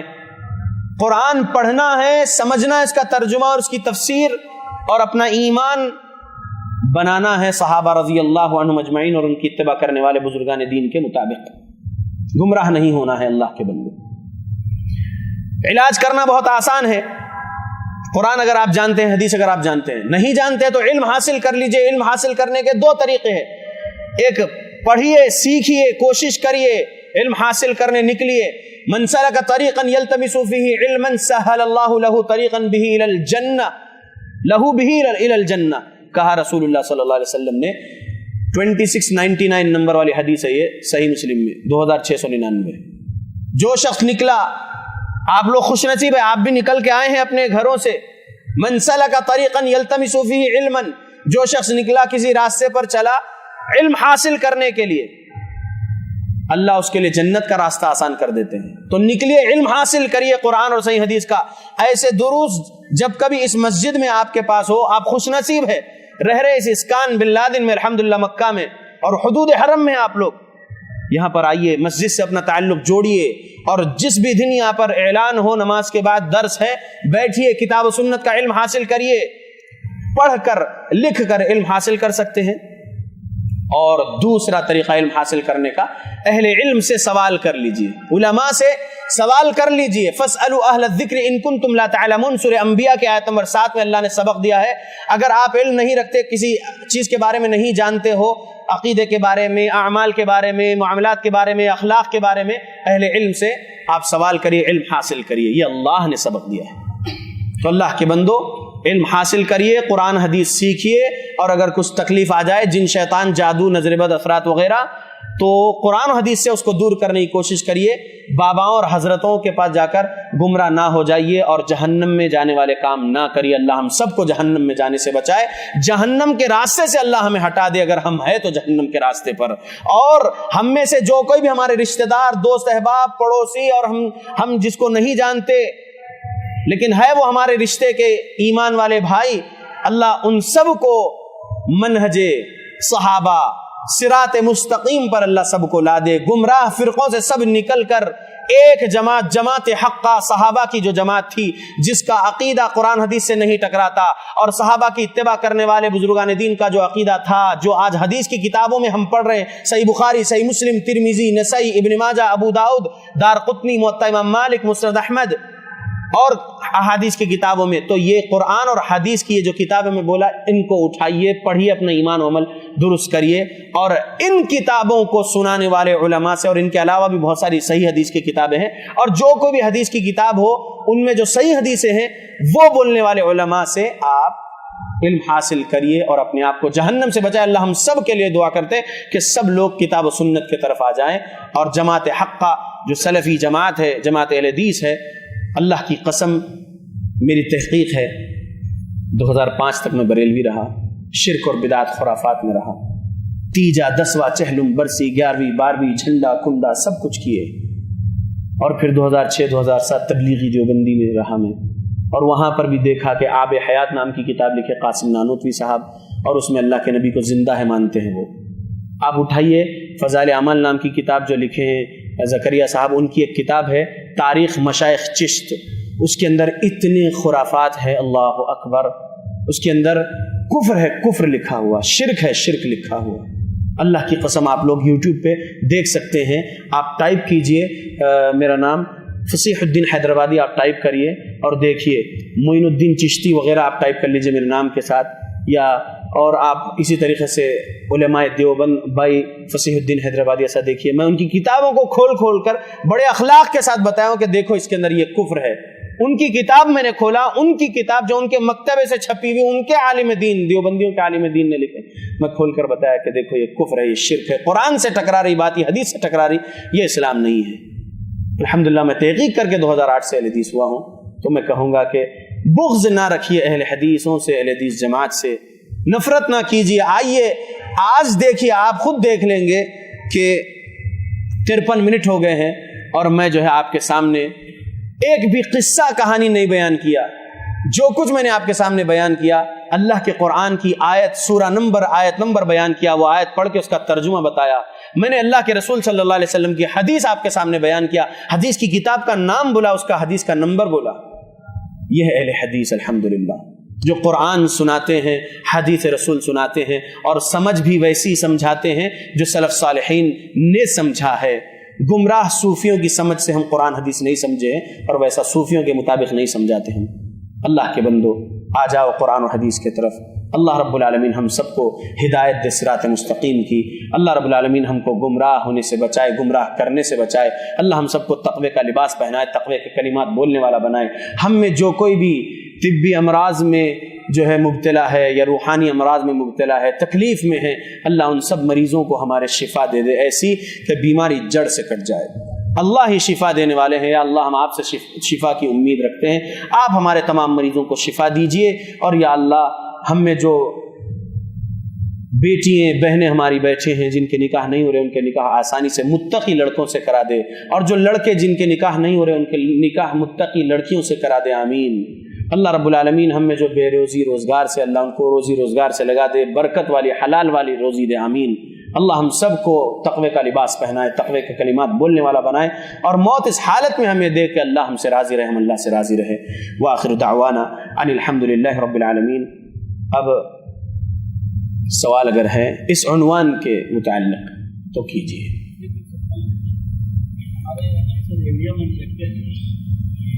علاج کے لیے ہم جاتے ہیں تو ہم کیسے پتا چلے گا کہ قرآن اور حدیث سے علاج کریں گے؟ کیسے ایسے بہت سارے جبا ہوا پیدا ہوتے ہیں, اور گارجین سے بولتے ہیں ان کے جو جسے اگر لڑکی کے اوپر اگر جادو ہو تو یہ بولتے ہیں کہ کمرے میں بند ہو جائے. کمرے میں بند ہونے کے بعد گارجین باہر ہوتے ہیں, کمرے میں مجھے پتا چلتا ہے کہ لڑکی کا عزت چلا گیا. تو کیسے ہمیں پتا چلے گا کہ وہ واقعی یہ قرآن اور حدیث سے, ہم تاکہ سب کو پتا چل جائے کہ ہاں یہ قرآن اور حدیث سے ہی علاج کریں گے, اس کے علاج کریں گے. 2008 سے میں اس فیلڈ میں ہوں. رقیہ شرعیہ ہندوستان کے کئی اسٹیٹس میں اللہ نے پہنچایا ہے الحمدللہ, اور میں رقیہ شرعیہ کرتا ہوں. فری رقیہ شرعیہ کیمپ ایسا میں اشتہار بناتا ہوں, 1 روپیہ فیس نہیں لیتا ہوں, نہیں مانگتا ہوں الحمدللہ, اور علاج کرتا ہوں. علاج سکھاتا ہوں زیادہ, کرتا ہوں کم. اور علاج جو ہم کرتے ہیں پیشنٹ کے ساتھ محرم ہونا ضروری ہے. والد ہو, بھائی ہو, شوہر ہو, بیٹا ہو, محرم ہونا ضروری ہے. محرم نہیں ہے کیونکہ عورتیں زیادہ پیشنٹس ہیں اس فیلڈ میں دیکھا ہوں, زیادہ پیشنٹس عورتیں ہیں, تو محرم کے ساتھ ہم علاج کے لیے بلاتے ہیں. اور اگر محرم نہیں ہے تو پھر نہ آئیے, یہ صاف کہہ دیتے ہیں. اور جب پیشنٹ کو بلاتے ہیں تو کمپلیٹ حجاب میں آئیے یہ کہتے ہیں یعنی نقاب بھی ہو. حجاب تو حجاب ہے, نقاب بھی ہو یعنی فیس کور ہونا ضروری ہے. اور پھر ہم کہتے ہیں خفین اور خفازین بھی پہن لیں تو بہتر ہے, یعنی گلوز اور ساکس بھی پہن کر آئے تو بہتر ہے, کیونکہ انگوٹھی پہنی ہو یا مہندی لگائی ہوئی ہو تو انگوٹھی عورت کی زینت کے لیے ہوتی ہے اور مہندی عورت زینت کے لیے لگاتی ہیں. تو وَلَا يُبْدِينَ زِينَتَهُنَّ کہا اللہ نے قرآن میں, تو اپنی زینت کو بھی چھپاؤ اللہ نے قرآن میں کہا. تو غیر مردوں کے سامنے آپ کی زینت ظاہر نہیں ہونا, ہم یہ کہتے ہیں. تو ساکس اور گلوز بھی پہن کر آؤ, یہ کہتے ہیں. جب پیشنٹ آ کے بیٹھ جائے, قرآن حدیث عقیدے کے ہیں, وہ کس اعمال کے ہیں, کس فرقے سے تعلق رکھنے والے مسلمان ہیں, ہم پہلے وہ سمجھتے ہیں اور پھر ان کو سمجھاتے ہیں کہ دیکھیے آپ کا یہ عقیدہ فلاں آیت سے ٹکرا رہا ہے, قرآن کی فلاں حدیث سے ٹکرا رہا ہے, آپ پہلے اس عقیدے سے توبہ کریے اور یہ صحیح عقیدہ جو صحابہ کے مطابق ہے یہ سیکھ لیجئے. یہ جو آپ کا عمل ہم نے سنے ہیں, آپ کر رہے ہیں, بول رہے ہیں, یہ آپ کا عمل فلاں آیت سے فلاں حدیث رسول سے ٹکرا رہا ہے, آپ توبہ کر لیجئے. صحابی کا یہ عمل تھا, صحابی کی اتباع کرنے والوں کا یہ طریقہ تھا, آپ اس کو فالو کریے. وہ سمجھاتے ہیں, پھر ان پر رقیہ کرتے ہیں. تو پیشنٹ کو بٹھاتے ہیں محرم کے ساتھ اور قرآنی آیتیں پڑھتے ہیں. پیشنٹ بیٹھنا ہوتا ہے اور ہم قرآن پڑھتے ہیں. اگر کوئی جن شیطان ہے تو پیشنٹ پر جن شیطان ظاہر ہو جاتا ہے, اور جب ظاہر ہو گیا تو پھر ہم معالج پیشنٹ پر ظاہر حاضر جو ہوا ہے جن, اس سے ہم سوال کرتے ہیں کیا نام ہے تیرا, کس دین پر ہے تو, کیا عمر ہے تیری, اور کب سے ہے اس جسم میں, اور کیوں داخل ہوا ہے. اتنے سوال کرتے ہیں. جواب میکسیمم جھوٹا جواب رہتا ہے, کیونکہ جھوٹے رہتے ہیں وہ کفر کرنے والے, شرک کرنے والے جنات. تو ہم پھر اب ان سے زیادہ بات چیت نہیں کرتے. مکاری کرنا شروع کر دیا, اگر کوئی جن گھما رہا ہے, پھرا رہا ہے کہ میں یہ ہوں, میں وہ ہوں, مجھے کوئی نہیں نکال سکتا, تو کیا نکالے گا, یہ لوگ 17 مقامات پر علاج کروانے گئے تھے, علاج کروا کر آ چکے, کہیں علاج نہیں ہوا, مجھے کوئی نہیں نکال سکا, تو کیا نکالے گا وغیرہ بولتے. تو ہم محرم کے ساتھ بٹھا کر ہی اس پیشنٹ کا علاج کرتے ہیں اور زیادہ سے زیادہ آیتیں قرآنی پڑھتے ہیں جس میں موت کا ذکر ہے, عذاب کا ذکر ہے, تاکہ اس کو ٹارچر ہو اور وہ نکل کے جا دے. اگر جن نہیں ظاہر ہوا, جادو کے سمٹم ظاہر ہوئے, تو ہم جن آیتوں میں جادو کا ذکر ہے قرآن کے, جیسا کہ میں نے ابھی آپ کے سامنے بیان کیا تھا, وہ آیتیں ہم پڑھتے ہیں تاکہ جادو کا اثر کٹے. اور پھر ہم پیشنٹس کو بھی وہی آیتیں جو میں نے آپ کو بیان کیا اور بہت ساری آیتیں ہم لکھ کر دیتے ہیں, یہ پڑھتے رہیے. اور ہم اپنا پڑھا ہوا, ریکارڈ کیا ہوا رقیہ آڈیو جو ہوتا ہے وہ ہم دے دیتے ہیں. 1.5 گھنٹے والا ایک ہے اور ایک 50 منٹ والا ایک ہے ہمارا آڈیو. اور پھر کبھی امام حرم کا یا پھر اور کوئی بہترین قاری کا جو ہم رقیہ جو ریکارڈ کیا وہ دیتے ہیں سننے کے لیے, تاکہ آپ یہ سنیے. اس جن شیطان کو تکلیف ہو, اگر جن شیطان نہیں ہے, جادوئی اثر ہے, تو وہ جادو بھی کٹے گا انشاءاللہ جسم سے, قرآن سننے سے. تجربے میں بات ہے الحمدللہ. اور پھر خود پڑھنے کو بتاتے ہیں, پیشنٹ لوگ عمل کرتے ہیں. 3 دن ہمارے پاس آنا ہوتا ہے, یا ہم بھی کہیں جاتے تو 3 دن جاتے. میں دلیل لیتا ہوں 3 دن کی. سنن ابو داؤد حدیث نمبر 3986 اور 3901, ایک صحابی 3 دن رکے ایک شخص کا علاج کیے تھے, تو میں وہاں سے دلیل لیتا ہوں. وہ 3 دن میں علاج نہیں بھی مکمل ہوا ہے تو میں علاج سکھا دیتا ہوں, اور پھر 15 دن میں ایک مرتبہ آ کر مل لیجئے, 1 مہینے میں ایک بار آ کر مل لیجئے اگر دور رہتے ہیں تو الحمدللہ. اور پھر آج تو اللہ کا فضل, اللہ کا کرم ہے, ٹیکنالوجی آسان ہے آج جو ہے کانٹیکٹ کرنا, تو ماشاءاللہ تبارک اللہ علاج ہو جاتا ہے, علاج سکھاتے رہتے ہیں. یہ ہمارا علاج ہے. آپ کے سوال میں جو بات ہے کہ علاج کرنے لے کر گئے ہیں, تو ہوا یہ کہ جو ہے گارڈین کو باہر بٹھا دیا گیا اور بند کمرے میں جو ہے وہ عزت لوٹ رہا ہے علاج کرنے والا, اس لڑکی کی, اس عورت کی. تو پہلے تو وہ ایسا نہیں دکھا, ایسی حرکت کرنے والا. وہ تو جو ہے ایک عالم حافظ کے نام سے مشہور تھا, عامل کے نام سے, مفتی صاحب کے نام سے مشہور تھا, لیکن ایسی حرکت وہ کر گیا. قسم اللہ کی وہ جماعت اہل حدیث کا تو نہیں ہو سکتا ہے, کیونکہ آج تک 2008 سے اب تک میرے تجربے میں کوئی ایک ایسا واقعہ نہیں ہے کہ کوئی اہل حدیث نے کسی کی عزت لوٹا ہو علاج کر کے. اللہ کی قسم ایسا واقعہ نہیں ہے. تو سمجھنا پہلے ہی علاج شروع ہونے سے پہلے اس کے بارے میں آپ معاشرے میں پوچھ لینا کہ یہ بندہ تعویذ لکھ کر دینے والا ہے کیا. پہلے ہی پوچھ لیجئے, اس کی جانکاری نکال لیجئے, اس کے بارے میں جانکاری حاصل کریے کہ یہ تعویذ لکھ کر دینے والا ہے کیا, یہ پیشنٹ کے نام کے ساتھ اس کی ماں کا نام پوچھتا ہے کیا. کیونکہ والد کے نام سے جانا جاتا ہے کسی کو بھی, ماں کے نام نہیں پوچھتے ہیں, لیکن جادوگری میں ماں کا نام چلتا ہے. کیوں؟ باپ ایک ہو لیکن اس کی اور بیویاں بھی ہو سکتی ہیں. صحیح, ایک آدمی کی 4 بیویوں سے 4 مختلف ارحام سے اولاد پیدا ہوئی ہے تو ماں کے رحم سے تعلق ہے، جادوگری میں وہ چلتا ہے ماں کا نام۔ پہلے سے آپ معلوم کر لیجئے، اگر معلوم ہو گیا کہ جی ہاں وہ ماں کا نام پوچھتا ہے اور جو ہے غیب کی باتیں سنانے کا دعویٰ کرتا ہے اور تعویذ وغیرہ لکھ کر دیتا ہے، تو سمجھ لیجئے کہ وہ شرک اور بدعت خرافات کرنے والا آدمی ہے، وہ صحیح عقیدے صحیح عمل والا، کتاب و سنت کے مطابق علاج کرنے والا نہیں ہے، نہ جائیے۔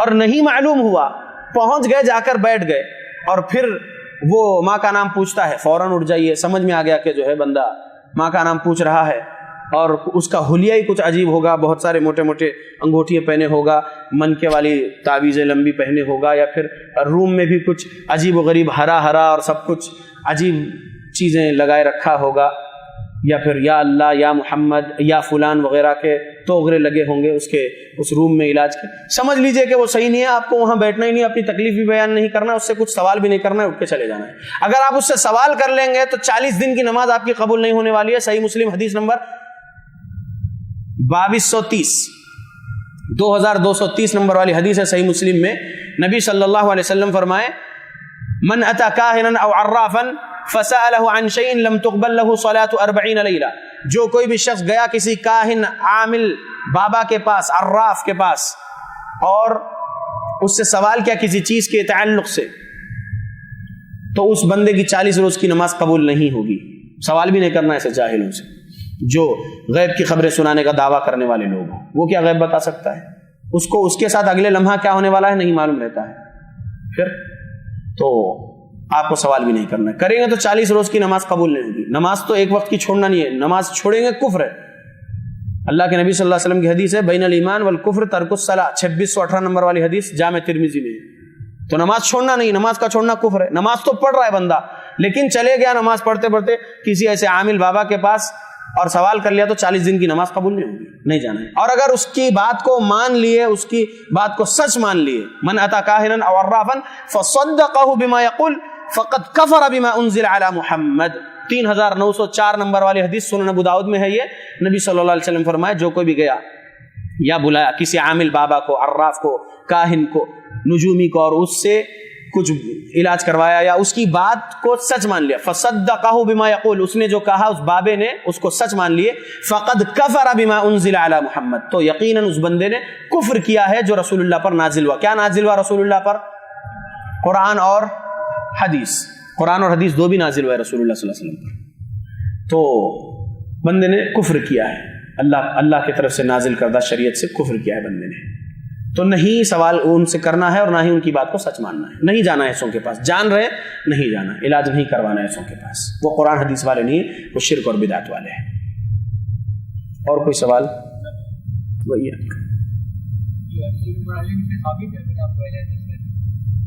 کیا سلف صالحین سے ثابت ہے اپنے آپ کو اہل حدیث کہنا؟ ایک صحابی رسول نے دوسرے صحابی رسول کو اہل حدیث بولے ہیں۔ دلیل امام بخاری رحمۃ اللہ علیہ کے کئی کتابوں میں ایک کتاب ہے حدیث کی، کتاب کا نام خلق افعال العباد والرد علی الجہمیہ واصحاب التعطیل۔ یہ حدیث کی کتاب میں حدیث نمبر 398 پڑھ لیجئے۔ ایک تابعی فرماتے ہیں مرہ بن شراحیل کہ عبداللہ بن مسعود رضی اللہ عنہ نے حذیفہ رضی اللہ عنہ کو ان کے سامنے انک صاحب الحدیث کہا کہ بے شک آپ صاحب الحدیث ہو۔ ایک صحابی نے دوسرے صحابی کو کہا، ایک دلیل۔ دوسری دلیل امام ترمذی رحمۃ اللہ علیہ کی جامع ترمذی اٹھائیے، حدیث نمبر 2192 2192 نمبر والی حدیث۔ حدیث میں الفاظ رسول صلی اللہ علیہ وسلم لا تزال طائفة من امتی منصورین لا يضرهم من خذلهم حتى تقوم الساعة، ہمیشہ میری امت میں ایک گروہ ایسا رہے گا جس گروہ کو اللہ کی مدد ملتے رہے گی، اور اس گروہ کو اگر کوئی نقصان پہنچانا چاہے، رسوا کرنا چاہے تو ہرگز نہیں کر سکے گا، وہ قیامت تک رہیں گے۔ لا تزال سمجھ لیجئے اور حتی تقوم الساعہ سمجھ لیجئے۔ لا تزال یعنی ہمیشہ سے، صحابہ سے لے کر حتی تقوم الساعہ یعنی قیامت تک ایک گروہ ہمیشہ حق پر رہے گا جس کو اللہ کی مدد ملتے رہے گی، ان کو طائفہ منصورہ کہا۔ गया इस हदीस में, ताइफा मंसूरा, ताइफा यानी गिरोह, मंसूरा यानी अल्लाह की मदद जिसको मिलती है। ताइफा मंसूरा के बारे में इमाम तिरमिजी रहमतुल्लाह अलैह ने इस हदीस के नीचे ही नकल किए कि इमाम बुखारी रहमतुल्लाह अलैह जो इनके उस्ताद है इमाम तिरमिजी के, इमाम बुखारी रहमतुल्लाह अलैह फरमाते हैं कि इमाम बुखारी रहमतुल्लाह अलैह के उस्ताद अली बिन अब्दुल्लाह अल मदीनी रहमतुल्लाह अलैह ने फरमाया ताइफा मंसूरा हुम अस्हाबुल हदीस, ताइफा मंसूरा यानी अस्हाबुल हदीस है। इमाम बुखारी रहमतुल्लाह अलैह का कौल है। खतीब बगदादी रहमतुल्लाह अलैह ने एक किताब लिखे हैं, इमाम शाफई रहमतुल्लाह अलैह पर यह किताब है, इसके सफ़ा नंबर 47 पर मसअलतुल इह्तिजाज बिशाफ़ई, किताब का नाम खतीब बगदादी की किताब, सफ़ा नंबर 47 पर इमाम बुखारी रहमतुल्लाह अलैह का कौल है ताइफा मंसूरा यानी अहलुल हदीस। अब इमाम मुस्लिम की बात लीजिए, इमाम मुस्लिम रहमतुल्लाह अलैह जो 204 में पैदा हुए 261 में इंतकाल कर गए, उनकी सही मुस्लिम उठाइए, सही मुस्लिम हदीस की किताब है, मुकद्दिमा खोलिए अरबी वाला, सफ़ा नंबर 5 या 6 पर आप आइए और गौर कर लीजिए। हुम इंदा अहलिल हदीस मुत्तहमून, मजरूह रावियों के बारे में इमाम मुस्लिम रहमतुल्लाह अलैह ने लिखा कि मजरूह रावी अहले हदीसों के पास मुतहम्मिम हुआ करते हैं। हुम इंदा अहलिल हदीस मुत्तहमून, इमाम मुस्लिम रहमतुल्लाह अलैह ने लिखा है।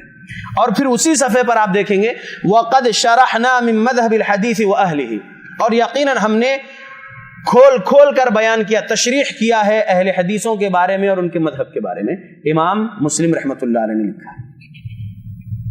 और कई दलाइल मैं आपको दे सकता हूं, अहले हदीस नाम मैंने सहाबा से दे दिया और फिर और मुहद्दिसीन से दे दिया।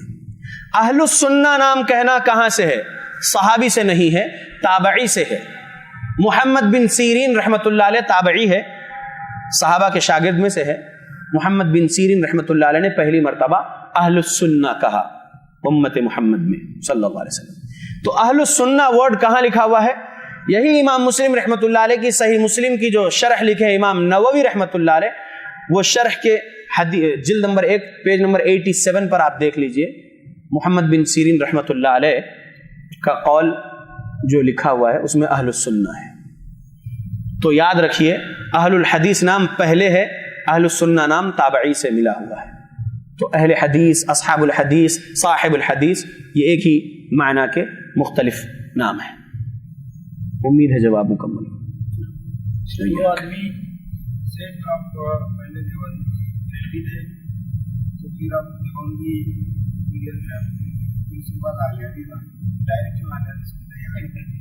अल्लाहु अकबर। पैदा हुए थे तो मुसलमान थे, फितरत पर थे।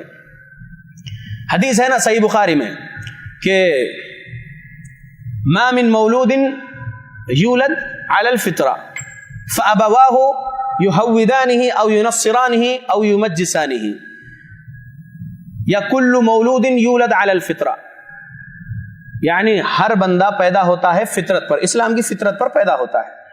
फिर बाद में जैसा जैसा बड़ा होता है तो उसके माँ बाप फअबवाहु युहव्विदानिही, यहूदी बना देते हैं, यहूदी माँ बाप तो यहूदी बनाएंगे औलाद को, औ युनस्सिरानिही, नसारा माँ बाप है तो नसरानी बना देंगे, औ युमज्जिसानिही, मजूसी माँ बाप है तो मजूसी बना देंगे। तो बरेलवी फिरके से ताल्लुक रखने वाले मुसलमान घराने में पैदा होने वाला बरेलवी ही बनेगा। देवबंदी मुसलमान, देवबंदी फिरके से ताल्लुक रखने वाला जो है उसके घर में जो औलाद पैदा होगी वो अपने माँ बाप के मुताबिक देवबंदी रहेगा। और जो अहले हदीस घराने में पैदा होगा तो पैदाइशी तौर पर और फिर बड़ा होकर भी अहले हदीस रहेगा। हम बरेलवी फिरके से ताल्लुक रखने वाले मुसलमान के घर में पैदा हुए, 2005 तक बरेलवी रहे। तो बरेलवियत में जो कुछ भी शिर्क और बिदात और खुराफात होते हैं सबको मालूम है, हमारे उलमा के आप लोग बयानात सुनते रहते हैं। बरेलवियत के बारे में सब कुछ खोल खोल कर बयान किया गया है, अल्हम्दुलिल्लाह। किताबें भी लिखी गई है कि उनके अकायद और उनके आमाल बरेलवियत के कुरान और हदीस से सहाबा से टकराने वाले हैं। तो हम देवबंदी हो गए। तो इलाके में कुछ लोग देवबंदी रहते थे। हम 10वीं पास होने के बाद जो है 2005 में गश्त में जो लोग निकलते हैं لوگوں کو نماز کی طرف چلو بول کر بولتے ہیں، تو ان میں سے ہم بھی جو ہے ان کے ساتھ چلے. ہم جماعت میں بھی گئے 3 دن وغیرہ کی، اور ہم مرکز جو ہوتا تھا تبلیغی دیوبندی جماعت کا، اس میں ہم بیٹھے بھی ہیں. سکندرآباد علاقہ ہے حیدرآباد میں، تو وہاں پر ہم اس میں بھی تھے. جمعرات کی جو جوڑ بولتے ہیں اس میں بھی ہم جو ہے شریک ہوتے تھے وغیرہ. تو اس کے بعد جو ہے 2007 تک ہم اسی میں رہے. میں مدھیہ پردیش بھی گیا ہوں جماعت میں جی، ناگپور اور مدھیہ پردیش کے بارڈر پہ، یعنی مہاراشٹر اور مدھیہ پردیش کے بارڈر پہ. تو جس عالم صاحب کے ساتھ ہم گئے، عالم فاضل دارالعلوم دیوبند سے فارغ، ان کے ساتھ ہم گئے تھے جماعت میں. خیر، تو 2007 کے آخر میں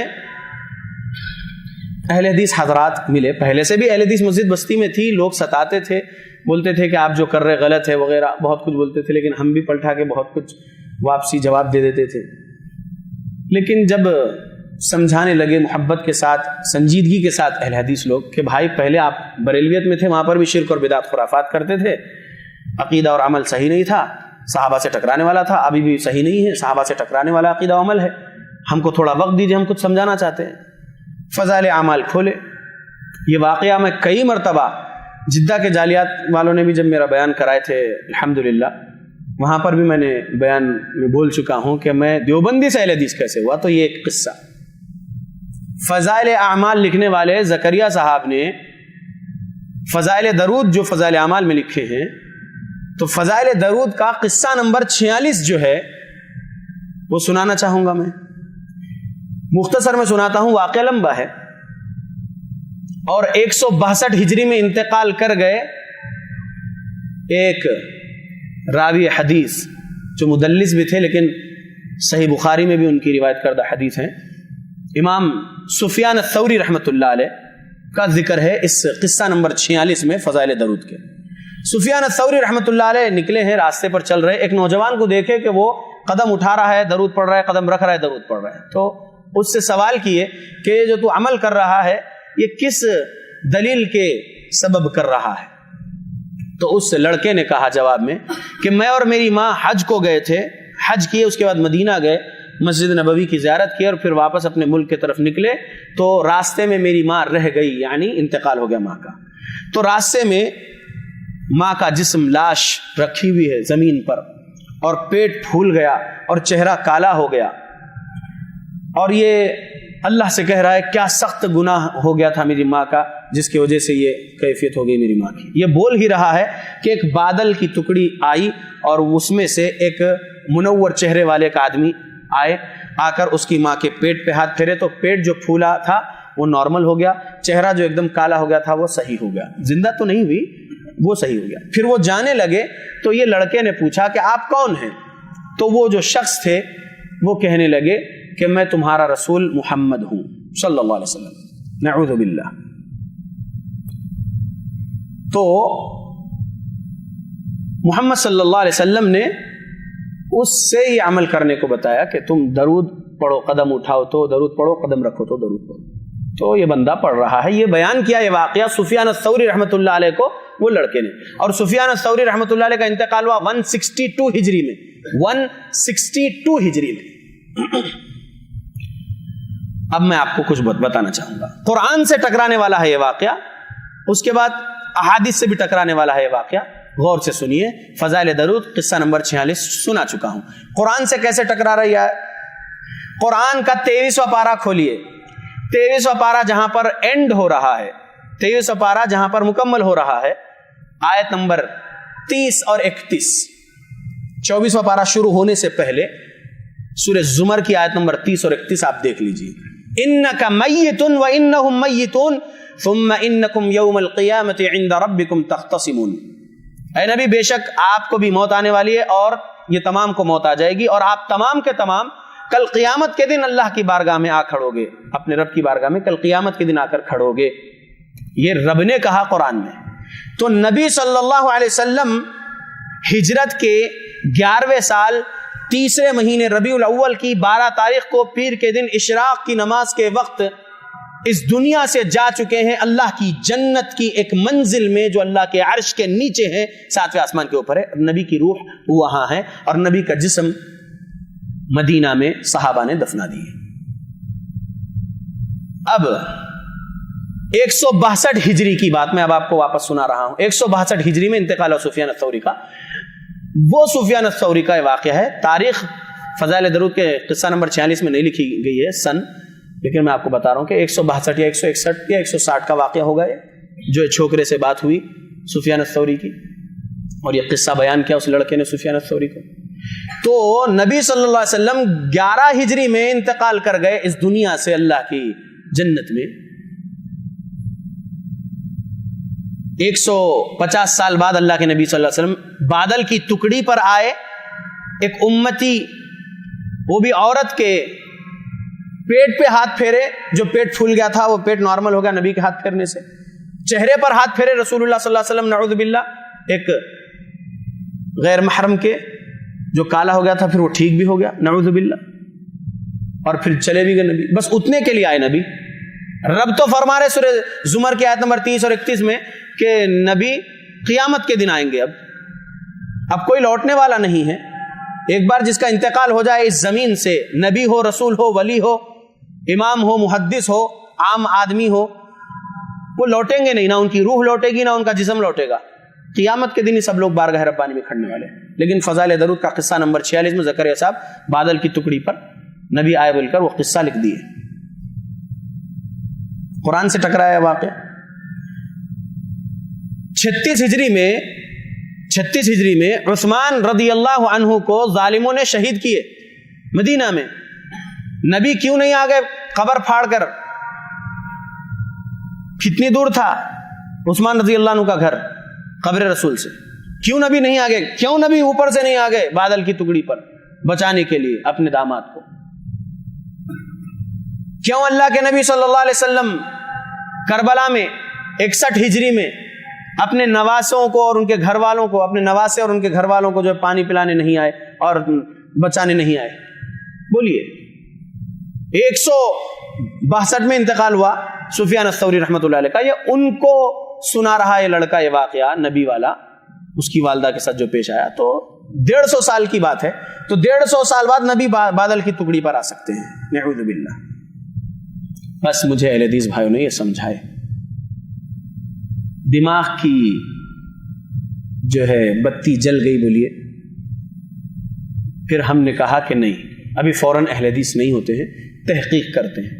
तो फिर अरवाह सलासा नाम की किताब जो अशरफ अली थानवी साहब की है वो पढ़े, और फिर दीगर और किताबें जो देवबंद के उलमा ने लिखे हैं, और फिर फ़ज़ाइल अमाल में ही बहुत सारे से किस्से जो किताब अल्लाह से, कुरान से टकरा रहे और हदीस रसूल से टकरा रहे, सहाबा से टकरा रहे, मुहद्दिसीन से टकरा रहे। हम फिर समझ गए कि नहीं, ये फ़िरक़ा बातिल रास्ते पर है, बातिल अक़ायद, बातिल अमाल है।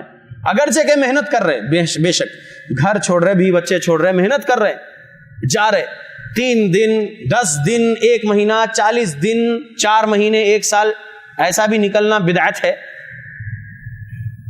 मखसूस करके जाना, क्योंकि नबी और सहाबा से नहीं है दलील इस बात की। तो जा रहे, मेहनत कर रहे, गांव गांव, करिया करिया जा रहे, आबाद बस्तियों में जा रहे, जहां आबादी नहीं है वहां पर जा रहे, जहां पर डेवलप नहीं किया गया है, बस खंडरात है और छोटे गांव है, वहां पर भी जा रहे, खाने को जल्दी कुछ नहीं मिल रहा है वहां पर भी जा रहे, तबलीग के नाम पर कर रहे मेहनत। लेकिन किस बात की मेहनत हो रही है? वो अकीदा आम कर रहे हैं, वो आमाल आम कर रहे हैं जो सूफियत के अकायद और आमाल है। सहाबा से सीखे हुए अकायद और आमाल नहीं है जो तबलीगी देवबंदी हजरात तबलीग कर रहे हैं, वो सूफियत के अकायद और आमाल है। बुरा लग रहा है अगर किसी मेरे भाई को यहाँ पर जो मौजूद है अगर देवबंदी फिरके से ताल्लुक़ रखते हैं, मुझे माफ़ कर दीजिए भाइयों, लेकिन कसम अल्लाह की मैं देवबंदी तबलीगी रहा, मैं अहले हदीस हुआ अल्लाह की तौफीक से, अल्लाह के फजल से, तहकीक करने के बाद। कुरान और हदीस पर आप फ़ज़ाइल अमाल एक किताब को ही पेश कर लीजिए। क्या फ़ज़ाइल अमाल में ऐसे ही पूरे किस्से कहानियां हैं? नहीं, फ़ज़ाइल अमाल में कुरानी आयतें भी है, उसका तर्जुमा भी है, सही अहादीसें भी कुछ है, उसका तर्जुमा है, फिर दईफ अहादीसें भी है, उसका तर्जुमा है, और मैक्सिमम उसमें किस्से भरे हुए हैं जो कुरान और हदीस से टकरा रहे हैं, जो सूफियत के किस्से हैं। तो ऐसी किताब ना पढ़िए, गुमराह हो जाएंगे, फिर गुमराह करने वाले बन जाएंगे आप अगर उसको सच मान लेंगे तो इसका मतलब आप क्या बोलना चाह रहे हैं? ज़करिया साहब क्या गलत पर थे? इंतकाल होने तक अगर वो उसी अकीदे पर थे जो अकायद उनके तारीख मशाइख चिश्त और फ़ज़ाइल अमाल और उनकी दीगर किताबों में थे, تو جی ہاں وہ صحابہ کے طریقے پر نہیں تھے, صحابہ کے عقیدے اور اعمال والے نہیں تھے, وہ صحابہ کے راستے سے ہٹے ہوئے تھے, سبیل المؤمنین سے ہٹے ہوئے تھے.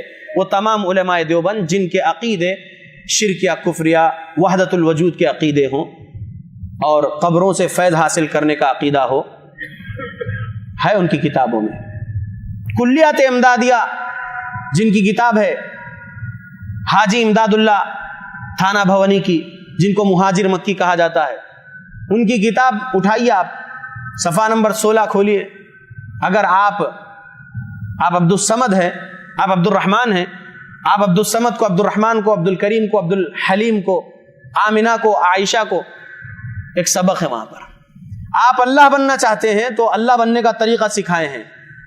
دیوبندیوں کے بڑے عالم ہے, یہ پیر ہے دیوبندیت کے, حاجی امداد اللہ تھانہ بھونی, جو مہاجر مکی کے نام سے مشہور ہے. قاسم نانوتوی صاحب کے استاد ہے. قاسم نانوتوی صاحب کون؟ 1833 میں پیدا ہوئے, 1866 میں 1866 میں دارالعلوم دیوبند بنائے دیوبند شہر میں. وہ 1866 میں دارالعلوم دیوبند بنانے والے قاسم نانوتوی صاحب کے استاد ہے یہ حاجی امداد اللہ تھانہ بھونی.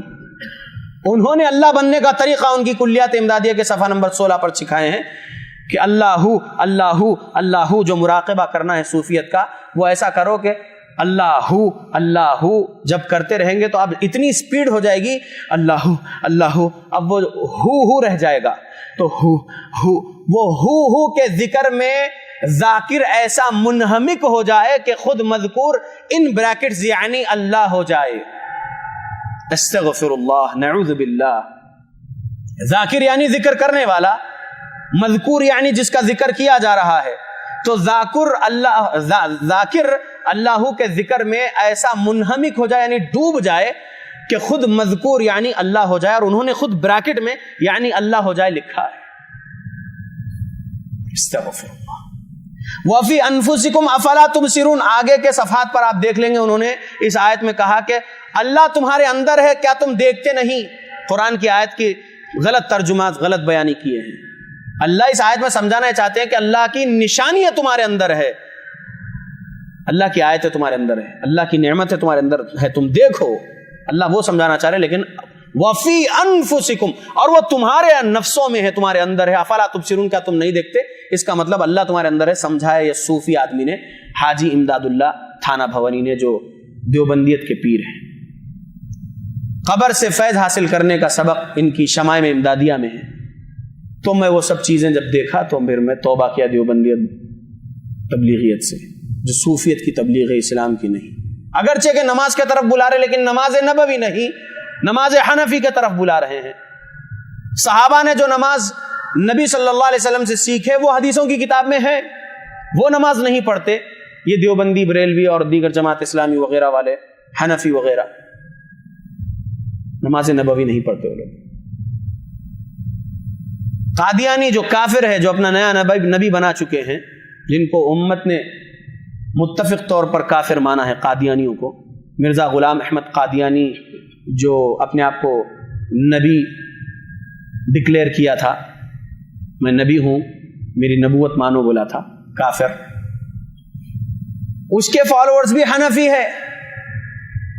تو اللہ ہمیں سبیل المؤمنین سے بھٹکنے والا نہ بنائے, سبیل المؤمنین سے گمراہ ہونے والا نہ بنائے. سبیل المؤمنین یعنی صحابہ کا راستہ, مومنین تھے صحابہ, تمام صحابہ, اور ان کی اتباع کرنے والے وہ مومنین.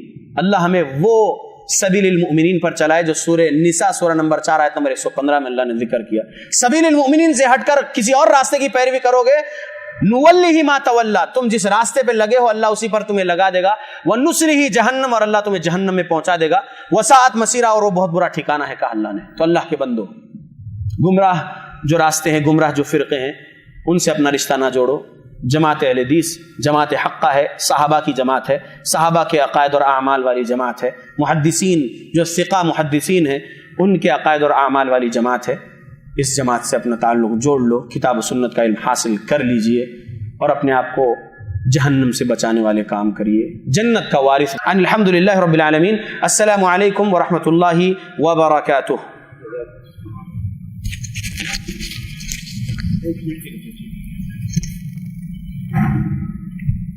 یہ تھے جناب فضیلت الشیخ فصیح الدین حیدرآبادی حفظہ اللہ تعالی، جو میں نے ان سے پہلے گزارش کی تھی.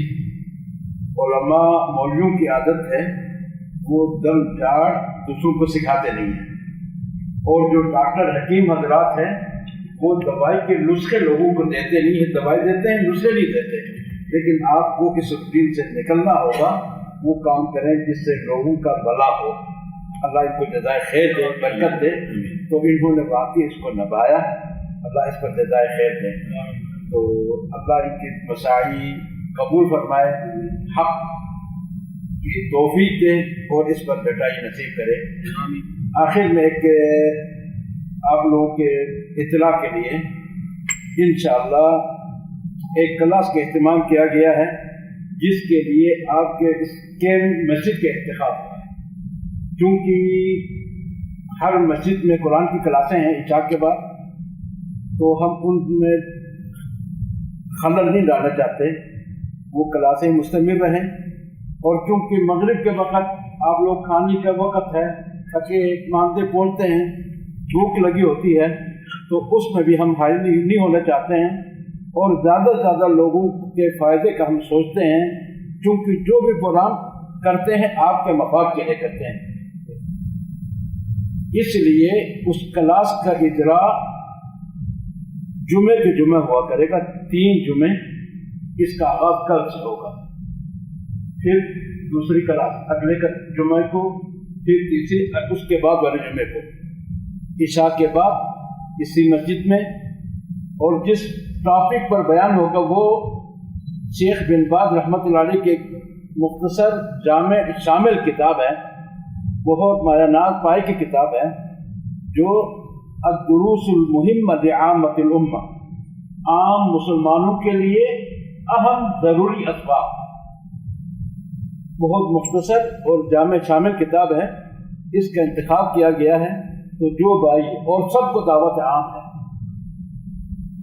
کسی کے لیے کوئی قید پابندی نہیں ہے. تو جو بھائی اس میں حصہ لینا چاہتے ہیں تو وہ ذہناً تیار ہو کے آئیں. جو کھانا وغیرہ کھانا یا کوئی کام وغیرہ ہے تو مغرب کے بعد عشاء تک فارغ ہو جائیں.